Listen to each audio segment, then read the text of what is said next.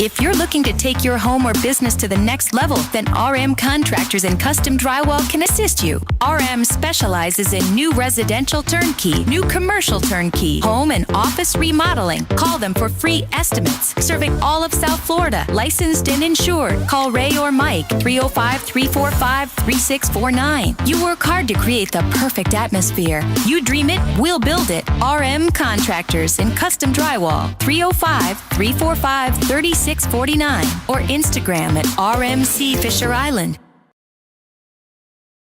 There's just one place where you could drive a new Acura ZDX for only $239 a month. The Customer Appreciation Sale at Acura of Pembroke Pines. Thank you for making us number one.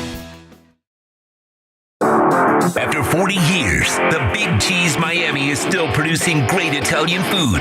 They started in 1984. Since then, they've been winning awards while being voted the best inexpensive Italian restaurant in Miami. Visit them for great food, amazing service. Witness the decades of Cane's memories. The walls are like a Miami Hurricanes Hall of Fame. The Big Cheese delivers anything on its menu or party platter menu to your home, office, or even a park for a picnic. Located at 8080 Southwest 67th Avenue, Miami. Call 305-662-6855. TheBigCheeseMiami.com, where they serve large portions at family prices.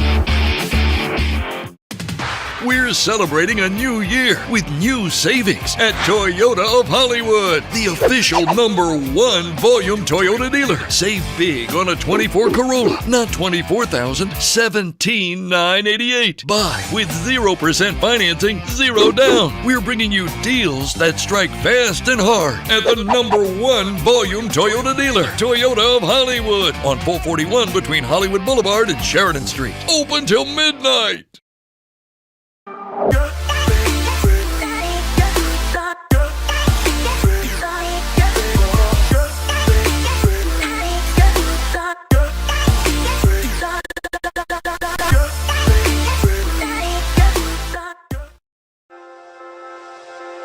Hi, this is Jeff Welt from Welton Rayom.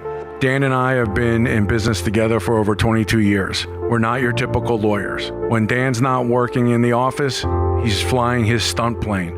When I'm not in the office, I'm either getting tattooed, bowling, riding a motorcycle, or going to concerts. We might not be your typical attorneys, but we are aggressive attorneys, and we'll do whatever it takes to get you what you deserve. Consultations are always free. Call us anytime, 24/7. Welton Rayom can help.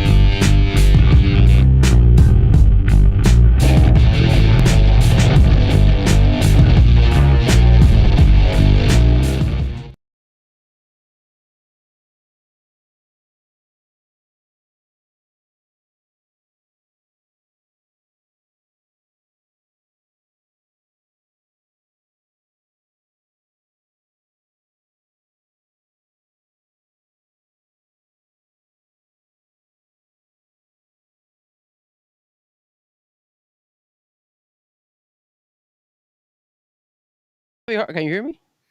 I can hear you. We are live. It is 7P, the place to be. And every time I hit the intro, it freezes up on me.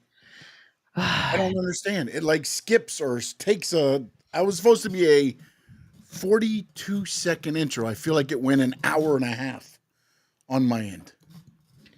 I felt am that Sean Stanley. That is the great Frankie Fresco, and we are live. The Squared Circle Digest. How are we doing, sir? good, man. I thought for a minute there we weren't gonna go on. It was just a black screen for like 10 seconds. I was like, oh, maybe we're doing a grand entrance. Maybe we were gonna come through the crowd. That's what it was. We were gonna come through the crowd like Jey Uso. Since he didn't do it on Monday, we were gonna do it for him tonight. but that was the plan. But so wait a minute. So the intro ended. and then it stayed for like 10 seconds. Just the Well, see, dark because black on screen. my end it was freezing and still playing. I went live after the intro ended on my end. That's where I went live because I was like, "Are you? Can you hear me?" And then you're like, "Yes," and I was like, "Oh, that's doing the same thing again." Because okay, so what I do, sir, is I obviously we're live. I have my laptop, but then I also have it on my phone to see how it looks when we're talking, and that's how I know that they have a black screen. And see, so Uh, Cheyenne agrees with me. See, and then the black yeah, screen, exactly. yeah. All right, I apologize. I apologize. I apologize. I will talk to the production team. I'll fire everybody, rehire them because I can't fire myself and rehire, or fire and rehire, and we'll see how it goes. We'll see how it goes. But a lot has happened. We had the Vengeance Day pay-per-view. We had the Grand Slam Australia. We've had a Raw. We've had a Dynamite. We've had a SmackDown. And we've had a lot of issues. One of the issues you put on the wheel I took off and because I wanted to cover it in the pro wrestling fans part. Tonight, we're just going to talk a little bit about how we're perceiving the state of pro wrestling fans. Then the Saturday Slam is, of course, talking about the two shows, the state of how we perceive the WWE right now, and then, of course, the state of how we perceive the AEW. And yes, it is a Stranahan Dragon education, public school's finest, Broward County 954. Thank you all. I appreciate it. Yes, Jackasses. All right. So, anyways, so just like pro wrestling fans, that's exactly what we have here. I appreciate everybody that's watching us live on YouTube, either on the Stanley Media House Network YouTube channel or on the Frankie Fresco YouTube channel. Of course, if you're on the Facebook Stanley Media House Network, jump on over to the YouTube, hit the subscribe to both channels, and set the notifications. We appreciate it. Of course, hit the like, hit the share. You're watching us on X, please share it out there. And then also, when you get the opportunity, jump over to the YouTube channel. Same with the Twitch. And then we'll see here. What we got, Boo? Look how that is working out for you. Hey, listen. I think it's working out damn well for me. I have Frankie Fresco as my co-host. I get to talk wrestling. I don't know if that's a good thing. That is a great thing, my man, because you make me look awesome. I appreciate it. Look, Cheyenne, to my defense, What's up, buddy? To his defense as well, I was having camera issues. So he's like text message me, "Are you up or are you asleep?" Because obviously you guys know that I'm usually falling. Look, man, I don't know about you guys, but Frankie is the oldest, youngest guy I know. I take naps, bro. I take naps. I need naps. No, he's got to though. You gotta. I have crazy schedules. So like sometimes you'll see me stay up until 3, 4 o'clock in the morning, and then sometimes you'll see me go to sleep at 1 o'clock in the morning. Sometimes I fall asleep at 10. It varies, man. It's crazy. But and shout out to Official Memo. And Frankie does not suck. Frankie is actually legit. I make it happen, sir. I multitask. I've been so busy, blessed. I'm very blessed. Thank you. That I get work left and right, and obviously, Sure. as you can tell, I have the Miami Sharks shirt, Yeah, buddy, rugby, baby. representing them. We didn't get the win this past Sunday, but shout out to them. It was a great game. We had a good turnout. We had about 4,000 people out there, so it was really, really good. Wow, that's awesome, man. And then and Now, now do they bring in bleachers for that area? Because on that area, is there bleachers over there? there's already bleachers. Yeah, There's already bleachers. Okay, cool. yeah. So then we actually, on top of that, we had beaten I think they're called Old Dominion. I think they're called like Old Dominion, kind of like the school. Old Glory. Sorry, they were called Old Glory. So and they're Washington. So Old Glory, Washington. We had beat them last year, the last game of the season, and this year, unfortunately, they beat us. So now we have another home game this Sunday. I will not be DJing it. It's my boy DJ Mortal. So shout out to my boy DJ Mortal. If you guys want to show love to the Miami Sharks, more than happy go out there and support them. Like I told you, tickets are very cheap, man. I think they're like $20, $30. They're really cheap. You get a really good experience. You get good music. And then after the game, not only do you learn about rugby, but you also enjoy and get to listen to either myself or DJ Mortal DJ afterwards, and you get And free also, I beer. heard you're like a master of karaoke now. At least that's what they're talking about on the chat. I'm just heard Frankie's the man when it comes to hosting karaoke. Yeah, so just to kind of thanks Memo for blasting it out there. Yeah, they try to do so what we're trying to do each home game we're trying to switch it up. So basically this first game of the season they wanted to do something for the fans, so they did a karaoke night. And yeah, your boy Frankie Fresco has never in his life ever done karaoke. I have another couple of my friends that do karaoke, so they're the ones who are experts. But I can't hire them to come and help me. So I just winged it, and I'm not gonna lie to you, Sean. I make it happen, bro. It's like of course you do. you Man. gotta You're Frankie Fresco. you gotta call me the CM Punk of DJ. I make it happen no matter. Oh, what. come on now. You might blow out your tricep or something, man. I might blow it out, but I'll bounce back. But I'll bounce back. So dude, we had such a big hit. We had over 30 to 40 people freaking doing karaoke. Insane how many people wanted karaoke, and then people were coming to me. They're like, "Oh, you did a phenomenal job." I was like, "Okay, I've never done this, but I mean, I just, dude, I just make it happen, man. There it is. Make it happen. There it is. But they're no more karaoke. So if the Miami Sharks are tuning in, please no more karaoke, at least for this season. I guess they want to do it like once a year, once each season. So that was the one time for the season. Yeah. So let's hope that they don't ask for more karaoke, because All right.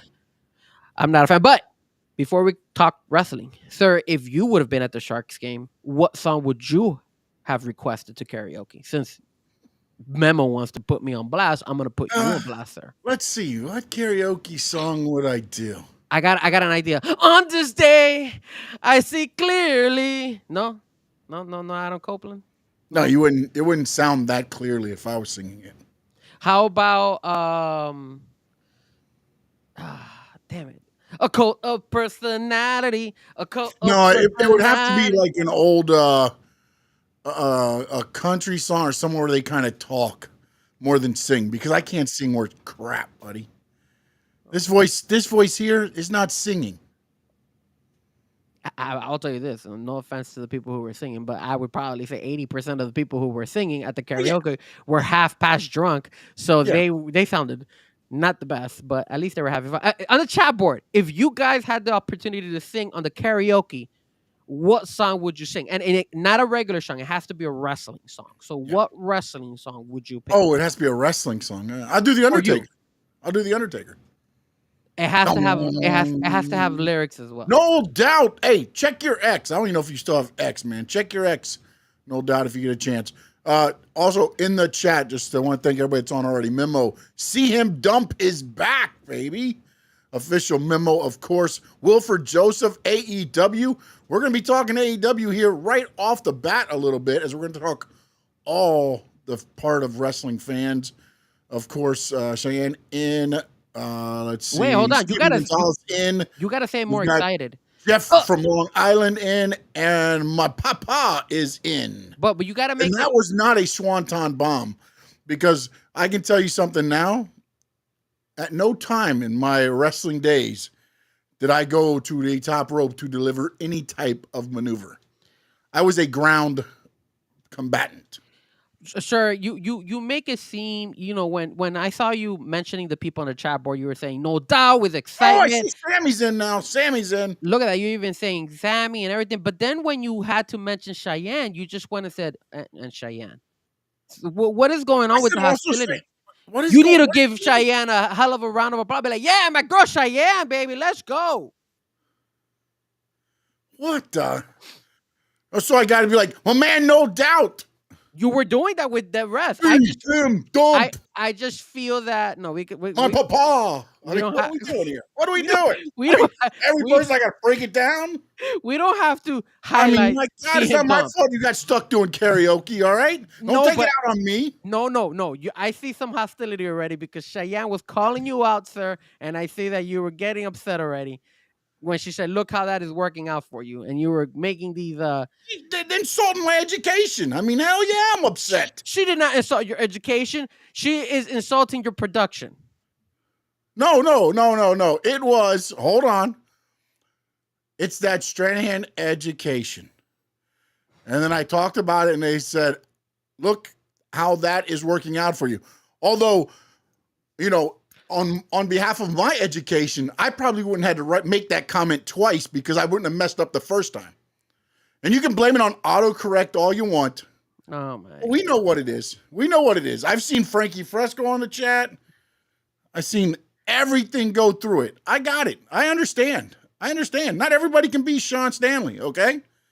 One day.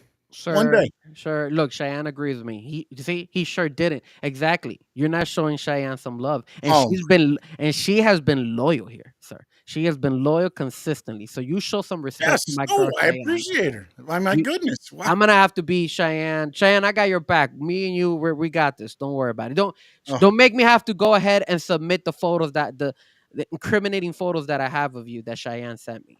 Those incriminating wrestling photos she sent me. I have them. Still have them available. They're not incriminating. Don't make me have to post them on that. They're not incriminating. Go ahead, post them. Post them. All right, we've been talking too much crap already. It's been too much crap. We got. Yeah, Memo knows you. You're the big O lover. That's who you are. The big O lover. Shout out to Big O. Hopefully he feels better. Yeah, no, 100%, 100%. Because he is under the weather. He's not himself. So now let's talk wrestling fans. And look at CM Dump. Is this like, look at now he's doing emojis with the dump. Maybe he should. Oh yeah. Man, we've got a CM Dump off in the chat. What is going on here? I like him. Oh, there he is. I like it. What is? Oh my goodness! All right, let's talk. Since we got this going on in the chat, we can talk wrestling fans now. So this past weekend, we had AEW Grand Slam, Australia Grand Slam, whatever the hell it was. All right, so now anybody that knows anything about wrestling logistically or has been around understands that companies do not send their wrestling rings overseas. It's not how it works.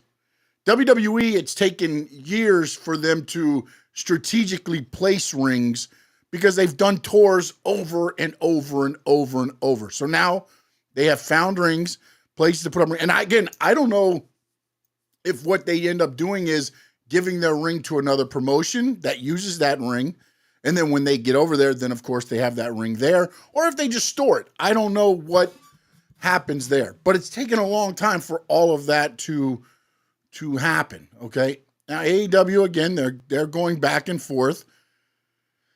They end up with, I believe it's an 18-foot ring. And everybody lost their mind. I would too. Tony Khan's too cheap. And they didn't logistically plan. The ring got lost. There was just like, but here's the thing. There's 16 by 16. There's 18 by 18. There's 20 by 20. And 20 by 20 is usually the WWE rings. The smaller rings are usually your independent rings. I've wrestled on low boys. And I don't know if you know what a low boy ring is. The low boy ring is about that far off the ground. It's for the low ceiling buildings. And I've wrestled on those, and that's like laying on. And the only thing I can say is, fortunately for me, I've never been in an unsafe ring except once in Peru. Oh, what happened there? Boxing ring. Okay. It was a boxing ring, and they used pallets instead of plywood. And on the first move, it was me versus Anthony Michaels. I'll never forget this. I did the D-Lo bomb, which is when you pick them up and then you sit out and you drop them down. You saw it on the intro there. When I did that, we went through the pallets. Literally through the pallets and in the thing, in the whole apron, the ring went up a little bit. We didn't go all the way through, but we went enough to where he wasn't going to be able to kick out because we were both stuck there, kind of thing. So we ended up having to work our way out of there. And then we were the first match of the night. Did the crowd go crazy when that happened? Oh, yeah, of course the crowd goes crazy. They think it's like this magical trick. Little do they know that, it almost ripped out the back muscles of Anthony on there, because as you went through cracking the wood, you know how pallets are. it was ripping. I mean, you had a little bit of the foam there that ripped through because the wood poked out, and it looked like we've been through a war. So then Honestly, what did they do to make it up for the next fights? What, they put more pallets underneath? Is that what they did? no. Luckily, that was the last night of the tour. Oh, But they couldn't get the ring to the part of the mountains that we had to wrestle in. yeah. So they had to find a ring. They said they have a ring, so they just went in. And again, they're not in our area, so they went and said, okay, it's a ring. Okay, it's a ring. Work it. And then This was in Peru? In Peru, yeah. Damn, that's pretty cool. Did they? Now that you mentioned this, did you have to cover your travel expenses, or did they cover that for you? They covered that for us. It was a 7-day stay. Oh, We ended up wrestling 3 times. There was also another crew over there that was wrestling, so it ended up becoming a battle of a whole bunch of stuff. But I had a good time. I went a little over, and then all hell broke loose while we were on the tour. And basically, I flew out to Panama City because I found out I wasn't going to get the final pay, and they were looking to possibly take passports. So I had my stuff on me, and a couple of us went to Panama City. oh, so you got the hell out of there before you were stuck. Panama, yeah. Now I have a quick question for you. You don't have to answer this. Were there any ring rats in that Peru location? No. Damn it. Nope. Can you explain to the fans what ring rats are? Nope. Listen to Maven. If you want to go that way, go to Maven. I don't know, whatever, man. I didn't know about that. I didn't know about that, Sean. I'm That's such a fan. an old term, man. Like that's just somebody trying to sound like they've been around and they haven't. That to me is what that sounds like. Really? Yeah. Yeah. Damn, is that a shot at Maven? No, I'm just playing. I'm playing. Yeah, it's a shot at Maven. Damn. Yeah. I like it. I'm gonna tag him in the post. Sean, maybe we're taking a shot at you. That's an old term, sir. I'm not a wrestler, but it doesn't matter. It's like, again, he was up there for a cup of tea. He got his thing. Undertaker put him over, and now you're living it out. Get your money off your name, man. Get your money off your name because you didn't get it through wrestling. So. Hold on, Sean. They're asking us. Memo is asking us, what is a ring rat? Can I say what a ring rat is, or no? Or do I hold off? Or do we tell him to just go listen to the Maven channel? Because I'd rather him listening to us. Don't watch the Maven channel. Look at us, bro. That's why we're here live. I'm sure Memo has had abundance of in his industry. I don't know what you guys call those females. Okay, so DJ, we can't call him. Okay, so if you guys know truck drivers, right? It's already on the chat. Look right above Memo. Yes, correct. Exactly. Cheyenne knows about it. So if you're a truck driver, when you're driving a truck and you have to make a stop and stay overnight or get away, there's something called lot lizards. So if you Google lot lizards, that's the exact same kind of terminology for a ring rat, which I didn't know. Like, it was interesting. I told Sean, I was like, man, have you heard of this term? And he was like, yeah. And it's a derogatory term, man. Honestly, it's a derogatory term. In the wrestling business, it's a derogatory term.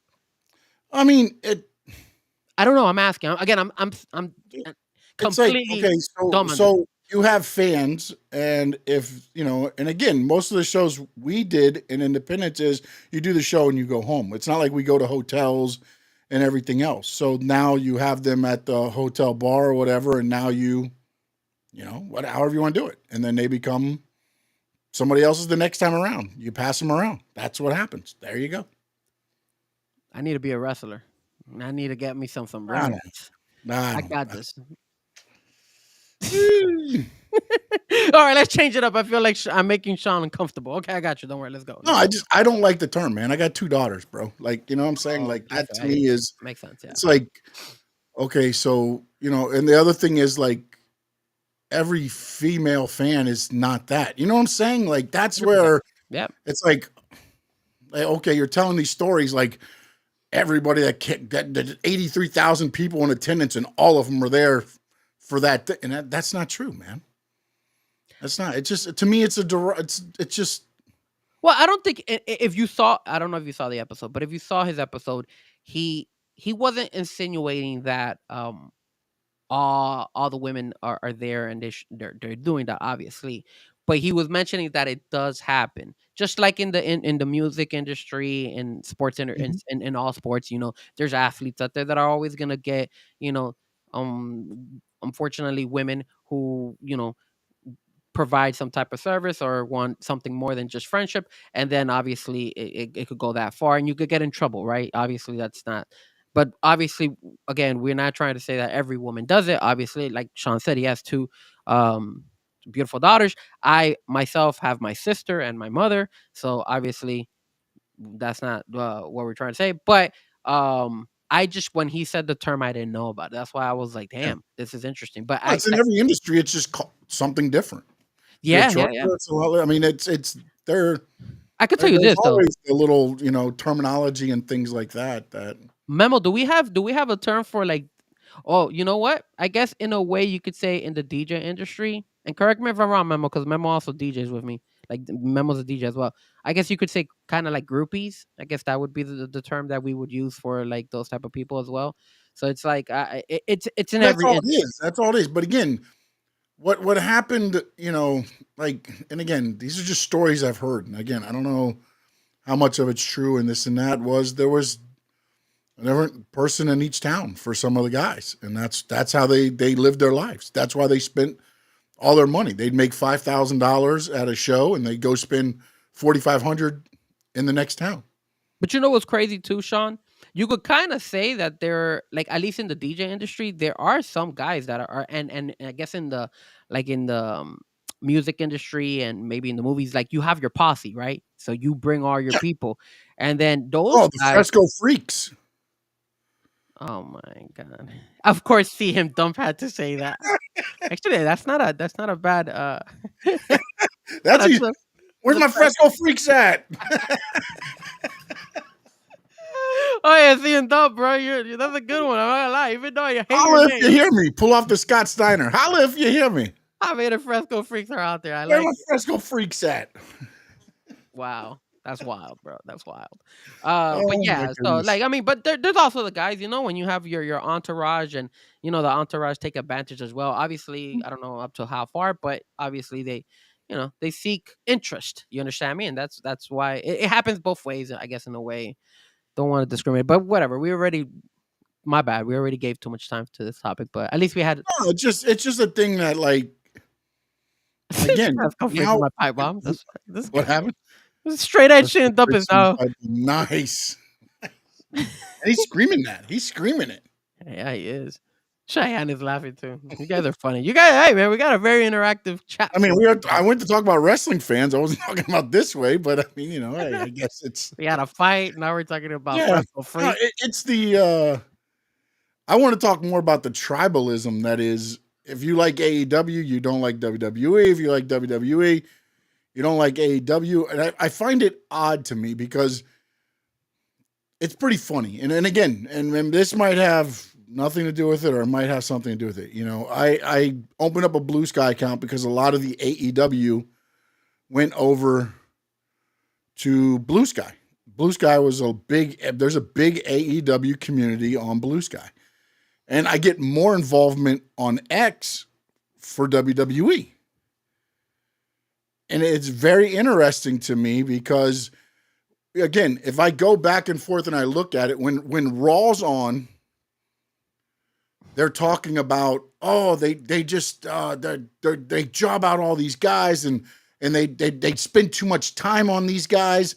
And then you go to AEW, when AEW's on, and the WWE guys are, saying, here we go with this guy again, and it's just wrestling. There's no story. There's this, there's that.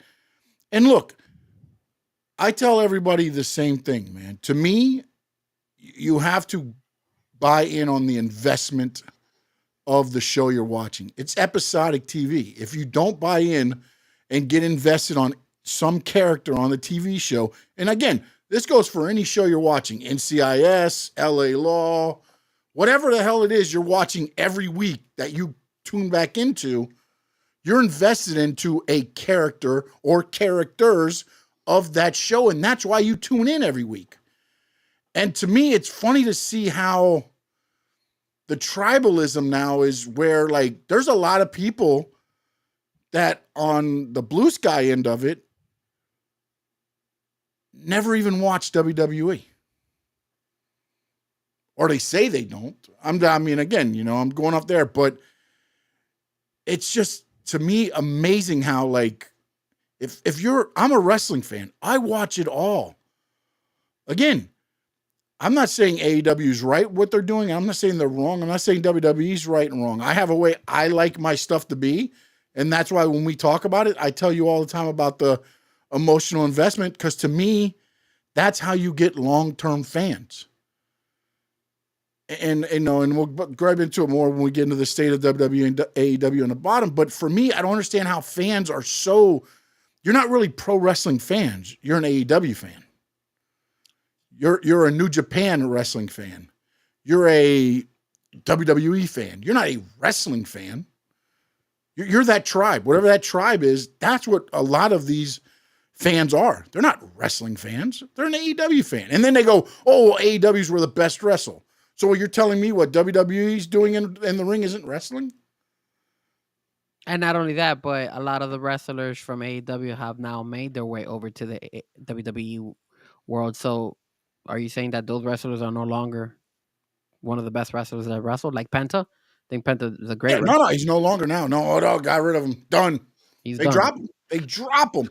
I will say this. So when it comes to the state of the fans, right? There's always a division. I don't know why. Why is there so much hate? Like, we either pick WWE or AEW. And you guys on the chat board also chime in. If you guys this whole show, I want the chat to jump in whenever you feel like you got a statement, you want to say something, please jump in. This is a whole community effort here on this whole show today when we're talking about the state of how we see pro wrestling right now. So don't be afraid. If you're on X, jump in on the chat, Facebook, wherever you're at, jump in on the chat.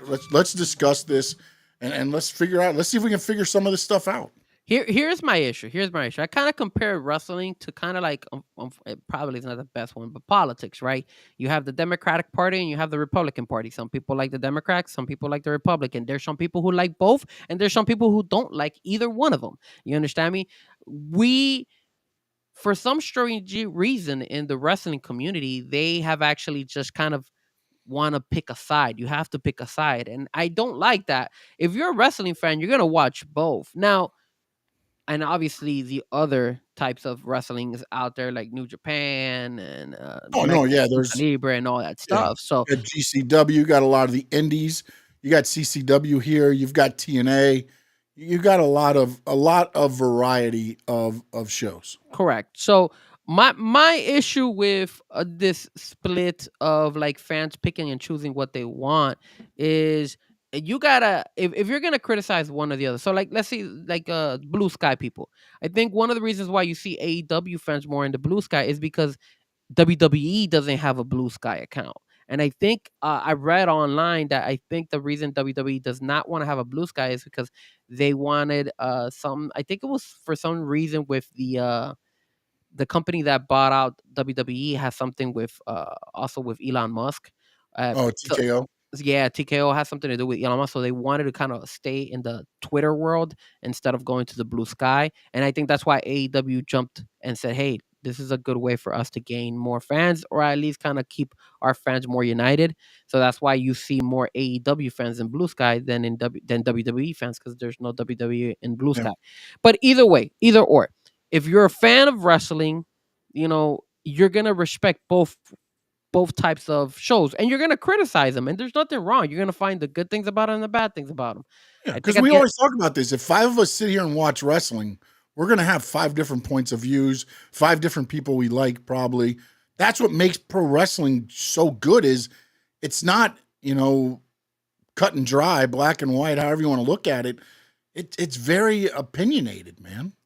Yeah, and that's another thing. Like, I'm seeing some of you guys, right? Like Cheyenne saying, I've been a Chris Jericho fan since the '90s, but I didn't follow him to AEW. That's another thing. There's a lot of us that are not so married to wrestling, but you're actually more married to an actual wrestler. Hey, like The Rock. If you have The Rock and he goes all the way now to, let's say, not even AEW, let's say he goes to New Japan, there's a very good chunk of us that are going to go ahead and try to see what's going on now in New Japan to see The Rock, because I love The Rock. That's one of my favorite wrestlers, or vice versa. Just like Ricky Stark, what's going on today on NXT.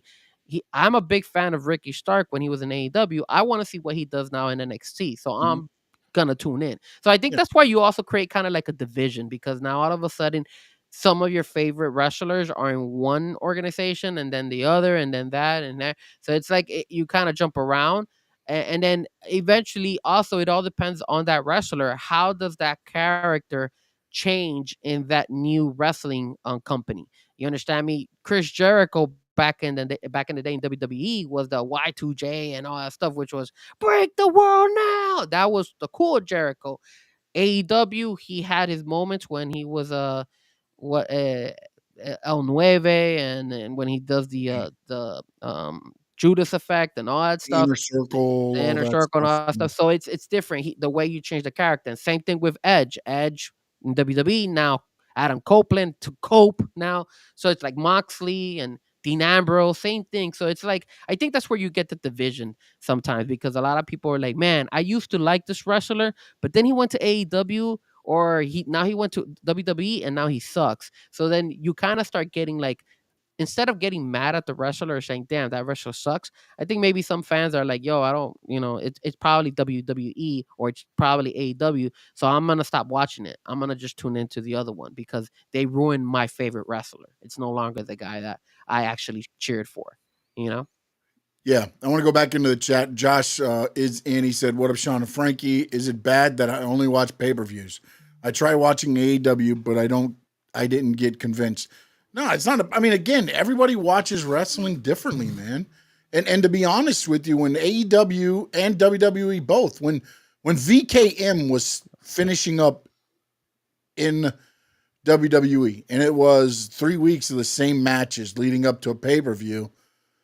After a while, I tuned out. I did tune out, and I watched only the pay-per-views because I'm not going to miss anything on Raw or anything else. And that's how I kind of got toward Dynamite up until here recently, where I feel like they've kind of changed, but you weren't missing anything because when you watch in the pay-per-view, AEW always delivers on pay-per-view because the performers are inside the ring.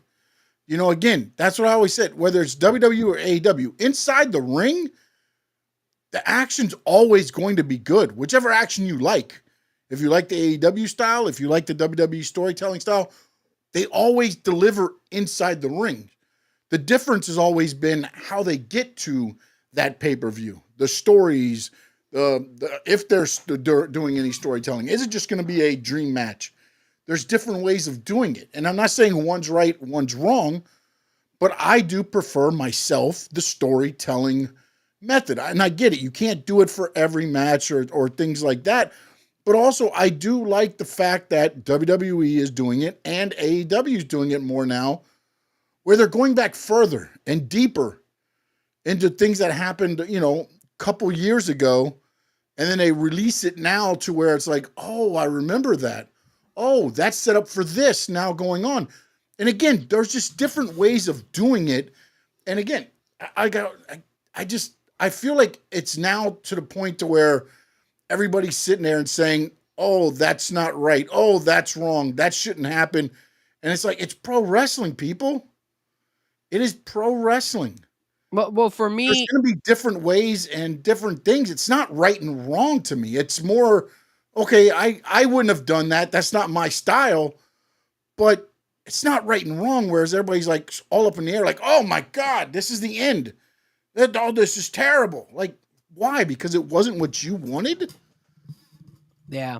I don't understand that. That's the part that, and again, we talked about it when we do the whole thing with, I always go back to the one reference when everybody was like, oh, Roman's showing up to take on Brock Lesnar in Madison Square Garden, and then they put Austin Theory there.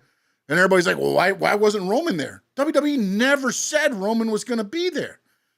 They said a mystery opponent there's going to be an opponent for Brock Lesnar. Everybody else read into it and said it was going to be Roman or whatever, whoever else you wanted to be there. And then when it's not that person, you're like, oh, it's terrible. It's going to lose. It's going to do this. Now the one thing now is, oh, AEW's gonna fold. Oh, AEW's no, they're not, man. They're going to make more money this year than they've ever made because of the TV deal. Yeah. They haven't broke even yet. This year they will. They've been losing money. This year they're going to probably make money. Well, yeah, Memo, thanks for the correction. Sorry about that. I like both. I like, obviously, the storytelling, but I also do like the dream matches, man. I'm not going to lie. I like... Though, my problem with the dream matches is it can only happen once.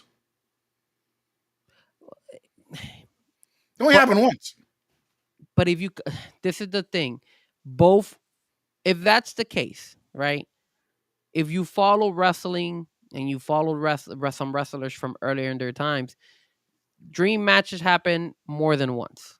You understand me? If you're in the indie show, no, wrestling each other happens more than once. That's why. When you're at the top of the game and it's Will Ospreay versus Kenny Omega at the top of their games, that happens once. That happens once. Now they can have more matches against each other, but that dream match is the one time. Because after that, it's just running it back. You're okay. Oh, all right, but okay. So dream match.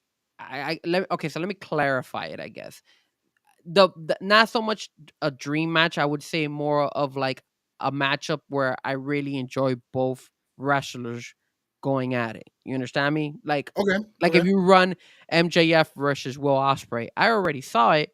But if let's say they haven't wrestled in about, I don't know, a year, and they find a way to kind of bring them back for them to wrestle again. Maybe MJF now has the belt or vice versa, or now they have the actual world heavyweight belt. Because I think last time, I don't think they had any belts, or if anything, I think Will Ospreay had the other belt, the international belt or something. Or he had one. I forgot which one he had. Mm-hmm. Anyways, it makes a difference. So I like a little bit of both. Because look at WWE, like Sammy and KO. You know, we've seen it. I've seen it in NXT, and now we're gonna see it again in Elimination Chamber. So what did they do? They do like a little change up. Hey, now it's gonna be an unsanctioned match. You know, little things like that. You know, we're seeing Will Ospreay versus Kyle Fletcher. I saw Will Ospreay versus Kyle Fletcher at the AEW pay-per-view down in Orlando right before the end of the year, and now they're gonna do it again at the next pay-per-view. So it's like. You kind of have to pick and choose, and like you've always said, it's wrestling, man. It's not going to be perfect. It's not what a lot of you guys are writing on the job board. It's a soap opera. It's basically you're going to see little moments. And it's live performing. A lot of this is not recorded. It's live performance art, and there's going to be mess ups. Yeah, you know what I'm saying. It's going to happen, man. You're wrestling on ropes. You've got oil, lotion, you've got sweat, you've got all this stuff. It's just ingredients, and then you start adding in ladders and tables and chairs and everything else. You're just now adding to that performance. I do want to kind of, call out what you just said about, hey, they go ahead and they have like, this person's supposed to wrestle this person, and all of a sudden the mysterious person is not the person you thought he was supposed to wrestle or whatnot. I think the reason the fans get upset at that is because the viewing audience, the wrestling world, is there to always wow you. It's all, no matter who it is, they're always there to wow you. No, it's not. They're always there to entertain you.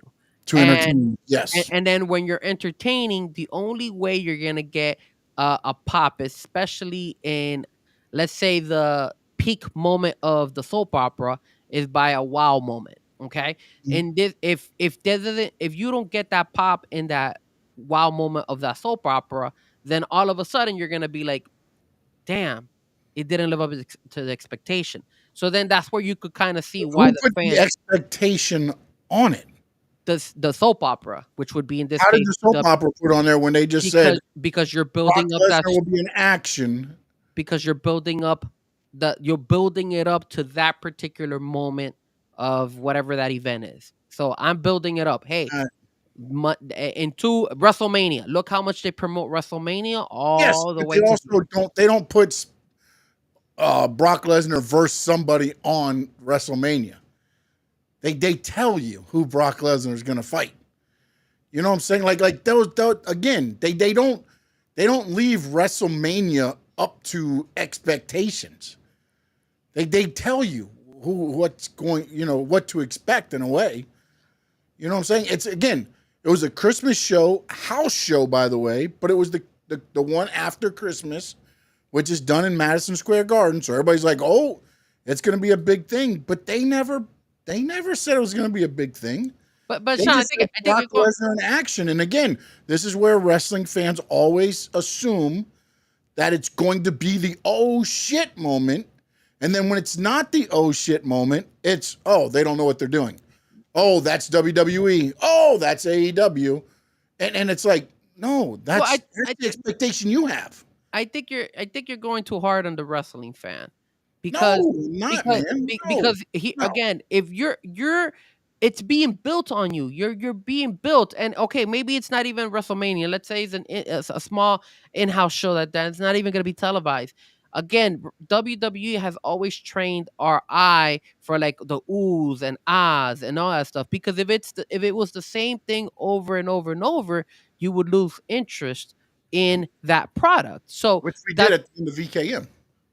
correct, and It was over and over the same shit. that's why AEW struggles a lot because AEW kind of gives us the same thing over and over. They can't wow us, so that's why the WWE world has trained the WWE fans and just wrestling fans in general that we need to be wowed in any occasion. So when they're not, can you blame the fans? Because that's what the WWE has kind of taught us to be like for Yes, all these years. but here's my thing. If WWE says Brock Lesnar is going to take on a main event opponent at MSG, and then they throw Austin Theory out there, yes, you can be disappointed. But when they say Brock Lesnar's taking on an opponent to be named at MSG, and everybody just jumps like, oh my, you think WWE is going to give you Brock Lesnar versus Roman Reigns at a house show? With everything you know about WWE, do you think you're going to get that at a house show? Wait, hold on a second, because if I'm not mistaken, a couple of house shows back then they were having those. What was it? I think it was Cody versus Roman, weren't they? They were having like big events at some of these house shows. I know they had. I think here in Miami they had one of the house shows. I think the main event was Cody versus KO, and then look, we just saw that in Yeah, the but last Cody pay-per-view. versus KO is not Cody versus Roman. And the match No, with but Roman was always the bloodline against Cody, and however they were building that up there, because again, Cody needed to get in with Roman so they could get their timing on their matches, and that's what they did with house shows. Is you always had that, but you never got the one-on-one. Here's the thing, man, because I get where you're coming from, but I feel like again, I think you're taking it too extreme because look, I'm a big wrestling fan. We went to that Sunday Stunner, and I wasn't expecting a wow moment. I wasn't expecting it to be an amazing show, but I thought it was gonna be a really good show. And in your eyes, you said it was okay. It was not bad. In my eyes, I thought it was terrible. I thought it was crap. I thought I wasted my money. And I said, bro, I lost. I should have never came to this. I would have just hauled off and probably waited until they actually brought a televised show. So at the end of the day, and there wasn't no wow moments. If we would have seen Drew McIntyre, because I think if I'm not mistaken, I think that last match was. I know Drew McIntyre was in the main event. I don't remember who he was fighting. Do you remember who he was fighting in that house show? It was Drew McIntyre and somebody. But let's say it would have been Drew McIntyre versus Cody Rhodes or something. I don't know if Cody was at that time already. But anyway, anybody else or even Rey Mysterio or something. Because I remember I think that was more like a SmackDown show more than the Raw house show. But something that would have at least caught my attention and be like, wow, damn, this particular match, the main event, made it for me. It's kind of like in any sport. Look at the NBA All-Star game. Are people wowed about the All-Star game? No, because we've seen it over and over and over again. We are accustomed to this life to ask for more. And is it wrong for ask to more? No. Now, But should it's we wrong to criticize? be there and expect it though. Like just because it's not delivered, don't mean that okay, let's shit on the product though. I don't Whether think it's they shit on the AEW product. or WWE. I mean, that's I don't think that's people what shit on the happens, product. man. That's I what don't. happens. I don't think they shit on the product. I think what happens with a lot of wrestling fans is that they do kind of like constructive criticism. Now, if you have, Oh, if you have, like for example, if you have a fan who actually says, "Oh no, I wanted Roman versus Brock Lesnar, and that didn't happen, so the rest of the show sucked," then I get you 110%. But if there's also wrestling fans that said, "Bro, it just didn't live up to expectation that particular match," and that's why that show, which could have been a 9 or a 10 in my eyes, now drops into like a 5 or 6 because it let me down. I was expecting more than what they gave me. yeah. See, I look at it a little bit differently, and this is again.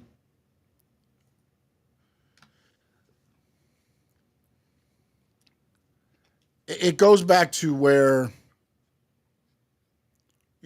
us as let's use and Josh says I think wrestling changed a lot. It's not the same as it used to be. I think it's evolved, and then just like everything, it's evolved into what it is today. You had your cartoon phase with WWE, then ECW brought it into the Attitude Era. Then you had the ruthless aggression, and then you go on. I mean, it evolves into the product there. The problem is, I think some fans just don't evolve with it,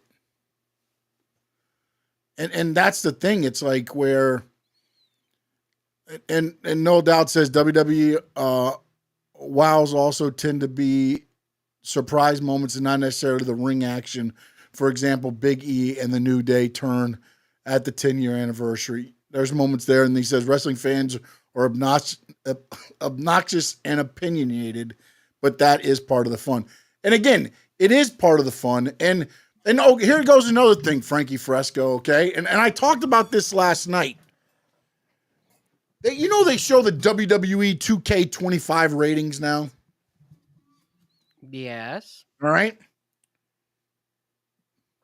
AJ Styles is an 85. Should have been a 75. Okay. Keep going.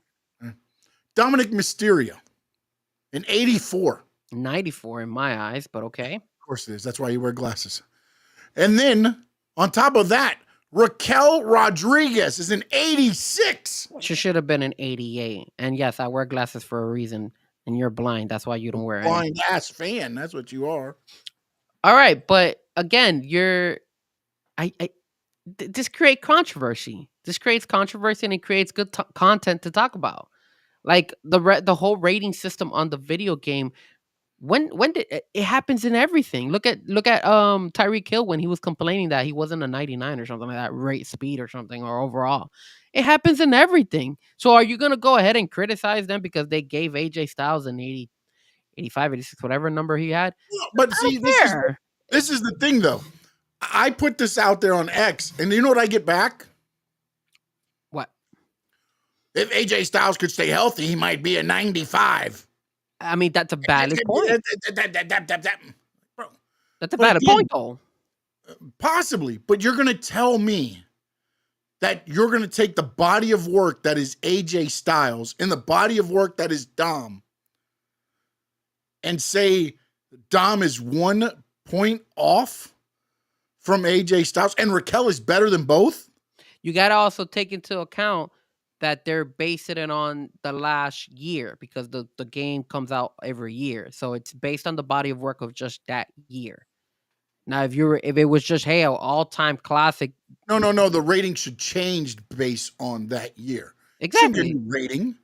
It's a new. It's. What That's was why AJ Styles in WWE 2K24? Oh, I don't know. I would have to go look. Exactly. Look, I don't know. I'm just kidding. I don't know. I don't know. I mean, I don't know. I look, to be I'm not honest with saying you. the game has anything to do with the actual show, but Yeah. again, to me, it's damn disrespectful to put AJ Styles and Dom that close together. Are you serious? Dom ultimately, if he keeps going the path he's going, may surpass AJ.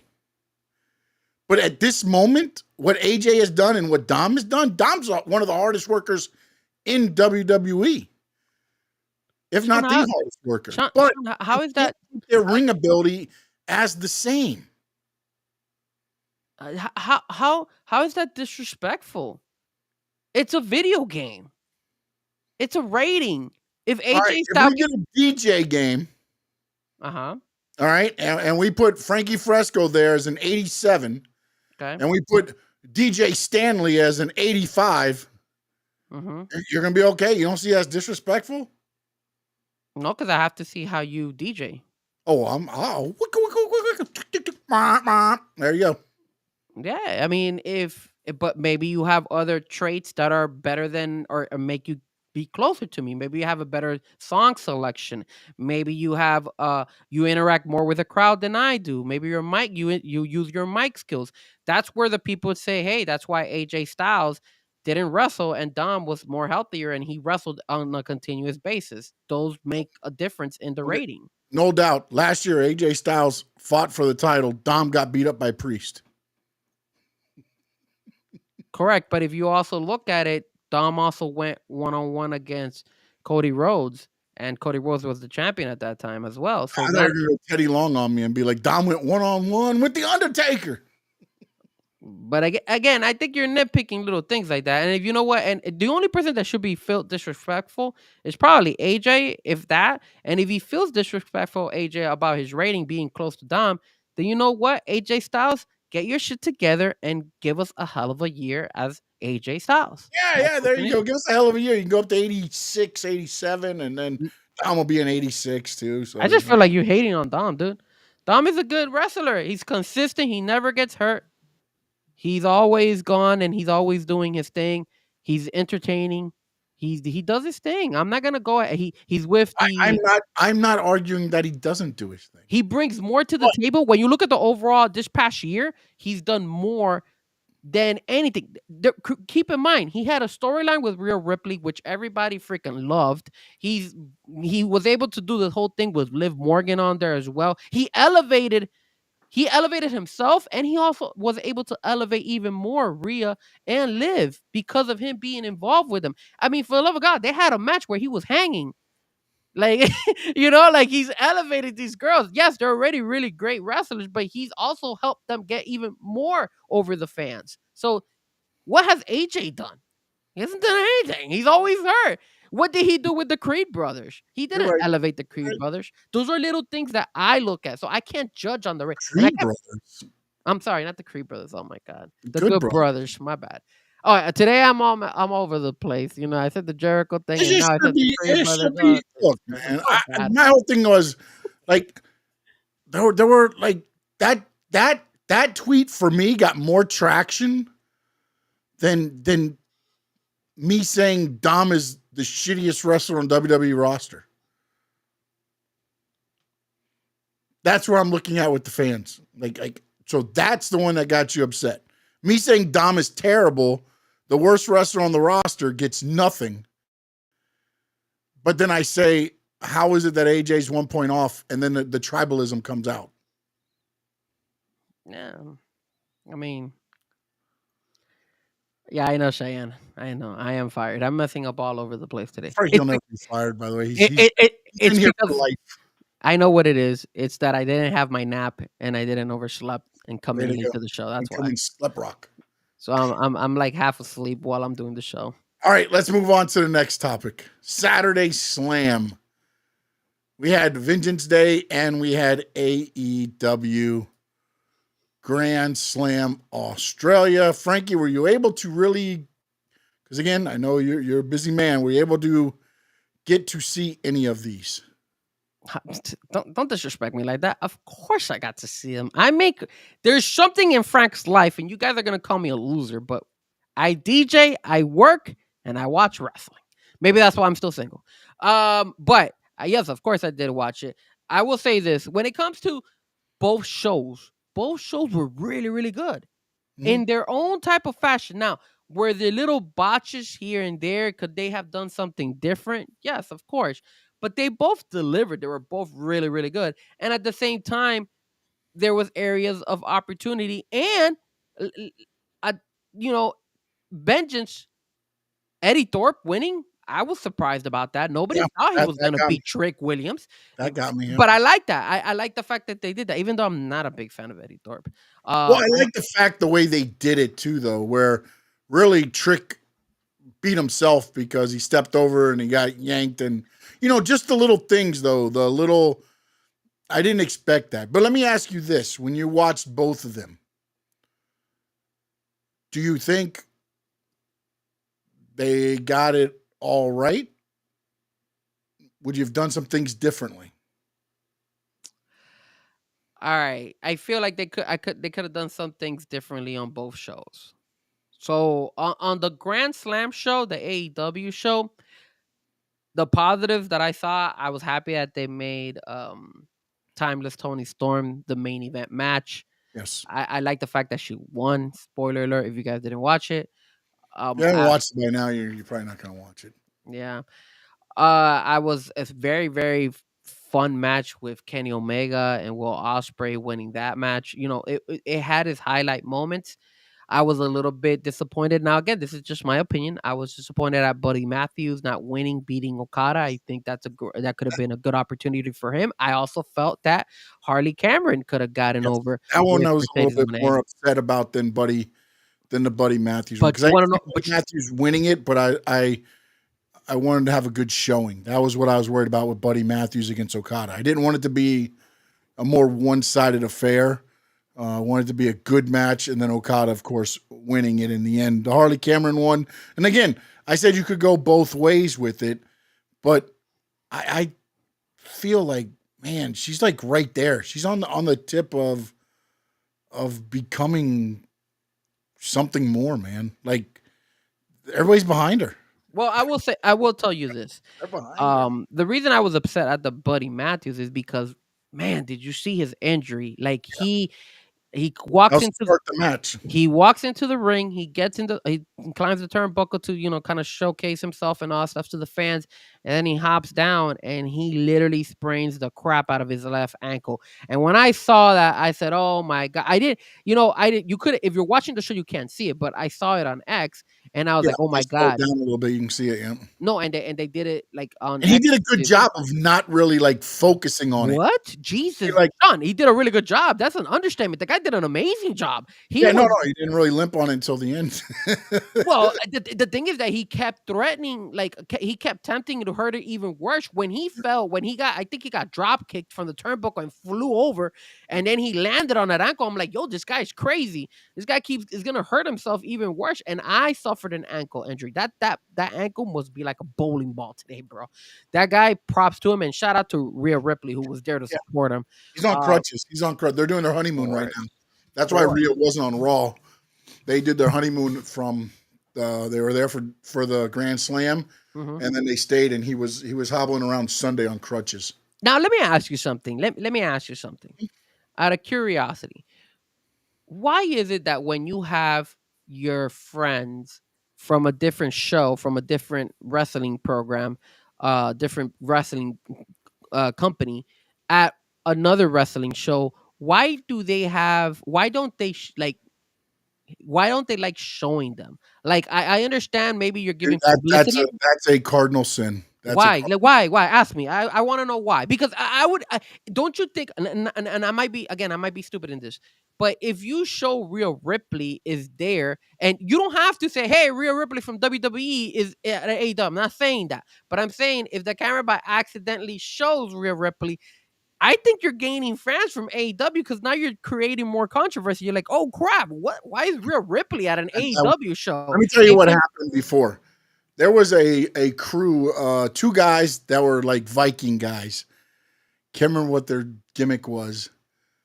The WrestleMania that happened in Orlando. What's up, Terry? What's going on, Terry? What's up, Straight Edge CM Dump? And honestly, this is Dubby. I don't know if you can see it. It's the new energy drink. If you watch the beginning of the show, you can get 10% off SMH10.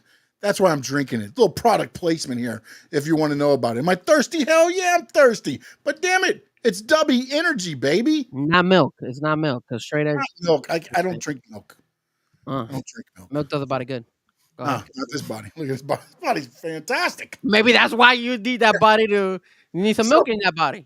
There was a tag team. They did like, it wasn't the War Raiders, but they were something similar to that. They were like, forget what their actual gimmick was. I want to say they were Vikings in a way. One of the guys went to visit his friends in TNA. They were doing the taping. It was actually it wasn't even it was the taping. It was the taping. And they shot him in the crowd. They showed up to the next TV taping and they were fired. Vince McMahon fired him. Why? Because again, this is the problem, and this is where, and it's gonna sound terrible coming. This is a good conversation here. I want to hear this. There's a big issue with Mickie James being in a Rumble where they couldn't say certain words about her company and her. Yeah, but that's changed now because of their thing with TNA. Before that was an issue because they weren't partners with TNA because Vince would never do what TKO and Triple H and all them have done now. All right. So here's the thing. And this is where, looking through all of this, I would honestly have to agree with Vince a little bit on this, VKM. And it's showing too also by, if you're looking at what's going on in AEW right now, and we'll talk about the state of AEW, but I believe this is probably partially one of the problems too. If I can see you anywhere else, why am I paying top dollar to see you on AEW or WWE? If I can go to a pay $20 to an independent show that you're going to be on, or I can see you sit in the crowd at a show that's lesser, why am I paying top dollar to see you? You're not making me money. Therefore, I don't need you. But hold on. Let's use that example of Rhea Ripley. She wasn't wrestling. She was just there supporting her husband. Yes, and that's why you didn't see her. So that's why she stayed in the back, and that's why she did the professional thing. Okay. So let me ask you this. Okay, so let me ask you this. Who gets more eyeballs on this situation? Rhea Ripley being in Australia Grand Slam gets more eyes on the AEW product by showing a WWE superstar. How does that make sense for WWE? It doesn't make sense for WWE. Exactly. So then why the hell? But she's at the show. That's what I'm saying. I'm not. It's up to her. If WWE has something in their contract stipulating saying you cannot, there's a conflict of interest, you cannot attend. Professionalism, man. You stay in the back. You support your husband. No, but she was sitting in the front row. Or whatever. She was sitting in the front row. But did they show her a bunch? No, they didn't show her at all. The fans took photos of her while she was sitting in the front row. So there you go. That was probably an agreement that she made with Tony and them there. I'm going to sit front row. Please do not show me. And AEW did the right thing and didn't show. Okay, now, if she said that, that's fine. But I that's probably what happened because I kind of look at it like this way. The thing that happened with the TNA was he didn't know he was going to get shown, and that camera that swings. Yeah, he was in the back row of the thing, and then they did a swinging shot, and it picked him up. And then when they did it, they said WWE superstar da da da da, and Vince was like, "Boop, see you later, buddy." But yeah, so see, that's another thing. Cheyenne, remember when Mercedes Moné first came and then Bailey and a couple of the other ones? I think it was Bailey. Who else? I think it was Naomi. They made their way over to an AEW show. They were sitting all the way in the top and people were taking photos and they were there to support them. Yes. But here's my issue. But did AEW say they were there? No, AEW did not say they were there. It was just a fan. But here's my issue. Here's my thing. Why is it such a big deal when you say it's professionalism? At the end of the day, it's all wrestling, right? When you have the NFL, and you have Travis Kelce and his brother plays for the Philadelphia Eagles, or used to play for the Eagles, and then all of a sudden he goes and watches his brother in Kansas City. You're not gonna the Eagles are not gonna penalize him for going ahead and watching his brother. It's the same thing. And they still show him on TV. They don't have to highlight his name and say, "Hey, Travis Kelce's It's brother." not the same thing, brother. It's not the same thing, man. Why not? They're in the NFL. If there was two leagues, NFL and AFL, and Travis Kelce played for the AFL, and then he went to watch his brother play, do you think the AFL is going to want their star shown on the NFL TV? It happens in soccer. Sometimes you'll have Messi in Inter Miami, and then sometimes you'll see Messi all the way in Barcelona. He's done it before. Same thing with Cristiano Ronaldo and other soccer players. It doesn't affect the league. It shouldn't affect. WWE is such a big powerhouse. Who gives a damn if you show Rhea Ripley? Again, you've mentioned it before. You're giving your product to the piece of shit AEW to put more eyes on that product. Why am I putting more eyes on the other product? And that product is going to fail because they're looking at it. But that's the way they're looking at it. Why am I paying Rhea Ripley $4 million to show up on AEW TV? They're paying Rhea Ripley $4 million to wrestle. And again, WWE. I don't know. She's not wrestling. I'm just saying. They're paying her whatever amount of money because she's wrestling in WWE, and she's being interviewed, and she's doing a storyline, etc., etc. She's being shown and is actually part of the show. Here, she's just part of the audience. She's a fan, just like everybody else. No, Why should it matter, bro? I don't get it. I hate when people do that. Like, okay, I could understand as business sense. I understand 100%. You're not AEW shouldn't go zoom in on the camera and say, "Hey, AEW fan, WWE wrestler Rhea Ripley's here watching AEW." I could understand that, and vice versa with an AEW doing the same thing for WWE.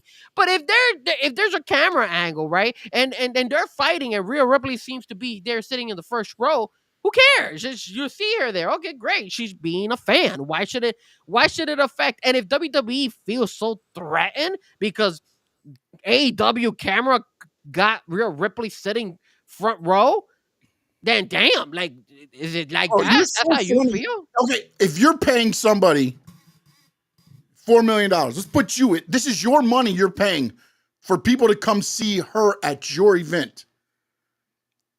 You're okay with her just going to anybody's event and sitting front row, and you're okay just paying her? She's there as a fan. She doesn't. WWE doesn't own her. Rainy day pod.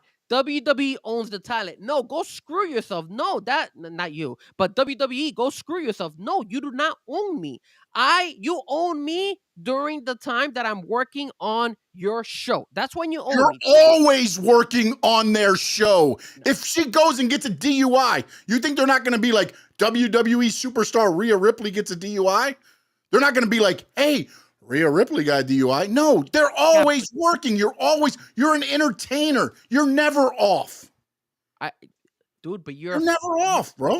But you comparing a crime to just being a fan at a show. Like, I don't understand what's the big issue. If I'm in AEW and you're in WWE and I see you out there wrestling and I want to support Sean, I'm gonna go over there. And if the camera sees me, okay, fine. And if AEW gets mad at me and be like, Frankie, why the hell are you at a WWE show? I'm like, I'm there to support my boy Sean. I'm not wrestling. I'm not giving WWE an interview. I'm just there sitting as a fan, and the camera got me. Oh well, what do you want me to do? If that's the case, if I'm part of it, then you know what? Then let me go ahead and wear a mask every single time I go out because I'm being viewed and I can't do nothing in this world because I am AEW's product. Nah, man, come on, dude. Like, I hate that mentality. It's professionalism. It's just like the one time Ricky Starks went to watch Cody, right? What happened? They went through the back, right? Ricky Starks didn't come through, the fans and all this stuff. They got caught when they were walking through the back. Like, it's professional respect. Sean, I'm not disrespecting AEW if I go see my boy wrestle at WWE. I'm not. But you're also, if you're going to watch your boy and it's your boy, you're probably not getting a ticket either. You're getting in the back so that you can see everybody and talk to everybody. You're not purchasing a ticket at the ticket booth. I agree with you on that, but I mean that's if WWE wants to give me those privileges. Okay, cool. Thank you. I'm not asking for that. I'm You just do asking. realize 3 years ago, Rhea Ripley would not have been allowed to go to that building. Oh, absolutely. VKM would not allow you to do anything. Yeah. Vince would have fired her ass. He probably would have been like, "Get the hell out of here." It wouldn't have been fired. It would just been like, or suspended her or something. He would have done something. because again, it didn't come out on TV. But nowadays, you got fans that throw out the things on there, and Rainy Day Pod's right, and he's right. Train is right, bro. It's business, man. I understand. I understand it's business, but again, is what I'm trying to tell you. It's like, for example, if I'll be honest with you, I used to work for Enterprise Rent a Car. Does that mean that I only could rent from Enterprise Rent a Car? Absolutely not. But you're talking about two different things, man. Why am I talking about two different things? I would go and rent from Avis. Okay, you signed a contract with Enterprise, or were you getting paid by Enterprise? Did you sign a contract? Did your contract read? What would your contract read? Okay. So now, and again, we don't know the wording on the contract. We don't know the word on the contract. That's either. part of the freaking professionalism and everything else in this. If I'm a wrestler, I will go ahead and make sure I get a lawyer and read my contract before I freaking sign it. I can do that much. Because if I can't even go see my boy wrestle because they're gonna go ahead and pull my ears and fire me, then damn, dude, I might as well just freaking leave already. Mercedes owned me, bro. Backstage when Naomi returned my soul. to WWE. Did WWE say, "Hey, Mercedes Monet's here"? No. They were in the back, though. You know what I'm saying? Like that's where it is right now. That's wrestling. They're not just gonna sit there and like, hey, you throw out our business, our product. There you go. That doesn't happen, man. It is a business. I guess I just, again, I don't agree with that type of business. I feel like if they're not doing anything to contribute to the other product, they're just there to support a friend. But Frank, you don't think? Do you, dude? Oh my fuck! No, I don't. I don't think it's bringing. You don't think? Okay, if AEW cameras caught her sitting front row, how many views do you think that's going to get if AEW puts that on social media? No. See, now you're taking it to another level. Nobody I'm said not. that. No, I'm not, because nobody's saying that AEW is gonna go ahead and put it on their site and be like, hey, look. If I take it off the TV and be like, oh shit, on TNT, on Collision, I just recorded Rhea Ripley in the front row and I send it out and 3.1 million people look at it. You just put 3.1 million views on your competition. Yeah, and then the next day, those 3.1 million views are gone, Sean. Those 3.1 million views are not going to stay there. 3.1 million views never would have been there if that didn't happen. They're gone. How is that affecting your business? Because how is that affecting? Are they going to see Rhea? Are they going to now tune into AEW because they think that Rhea Ripley is going to be in every show? No. Will they tune in because that now they see that? Oh wait. There's other product out there. Rhea Ripley was on it, so she must like it. Let me tune in and see how it is. I doubt it. Okay. Again, that's cool because you're not paying the money that TKO and WWE is to have to worry about it. It's easy for us to sit here and argue. You can argue all you want because you're not paying the money to Rhea Ripley to be performing for your company. Look, if Rhea Ripley was, if I had Frankie Fresco wrestling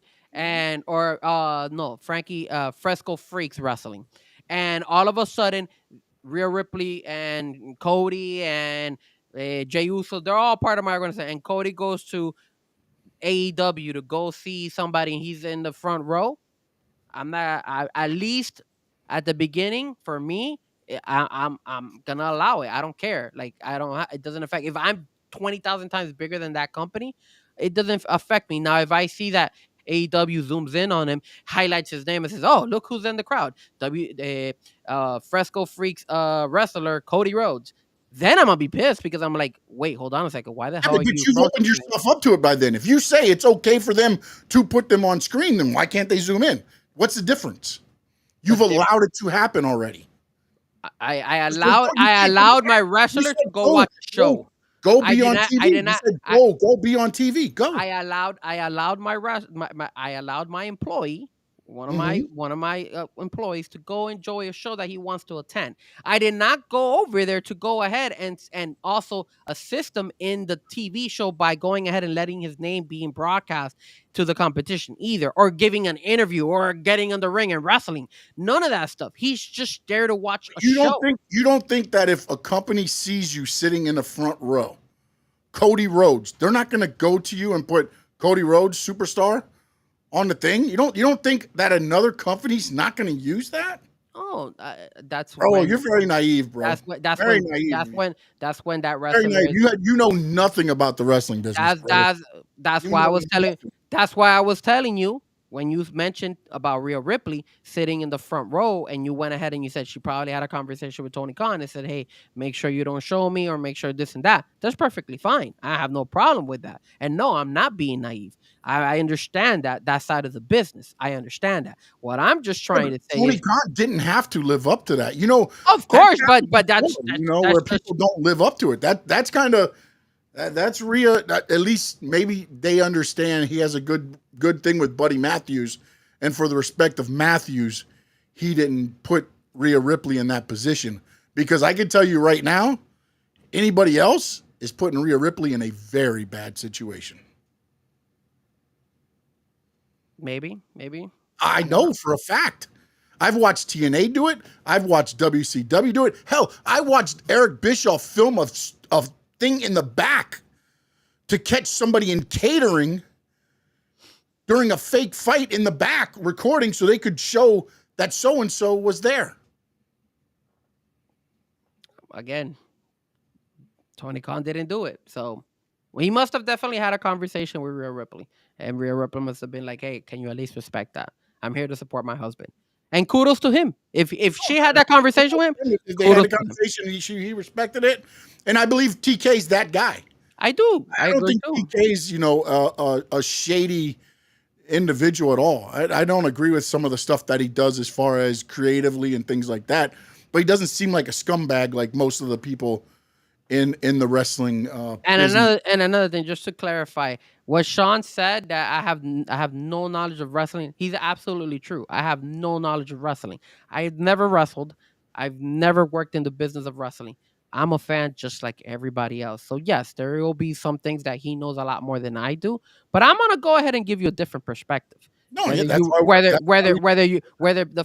people who are watching like it or not, that's up to you guys. But there's not many people that have had. And again, I haven't been up in that, but I've seen it happen to people, and I've seen it done enough to understand the way. And again, business has changed a lot. It's not as cutthroat as it used to be. As instant by the TNA. WWE partnership now, the AEW Forbidden Door.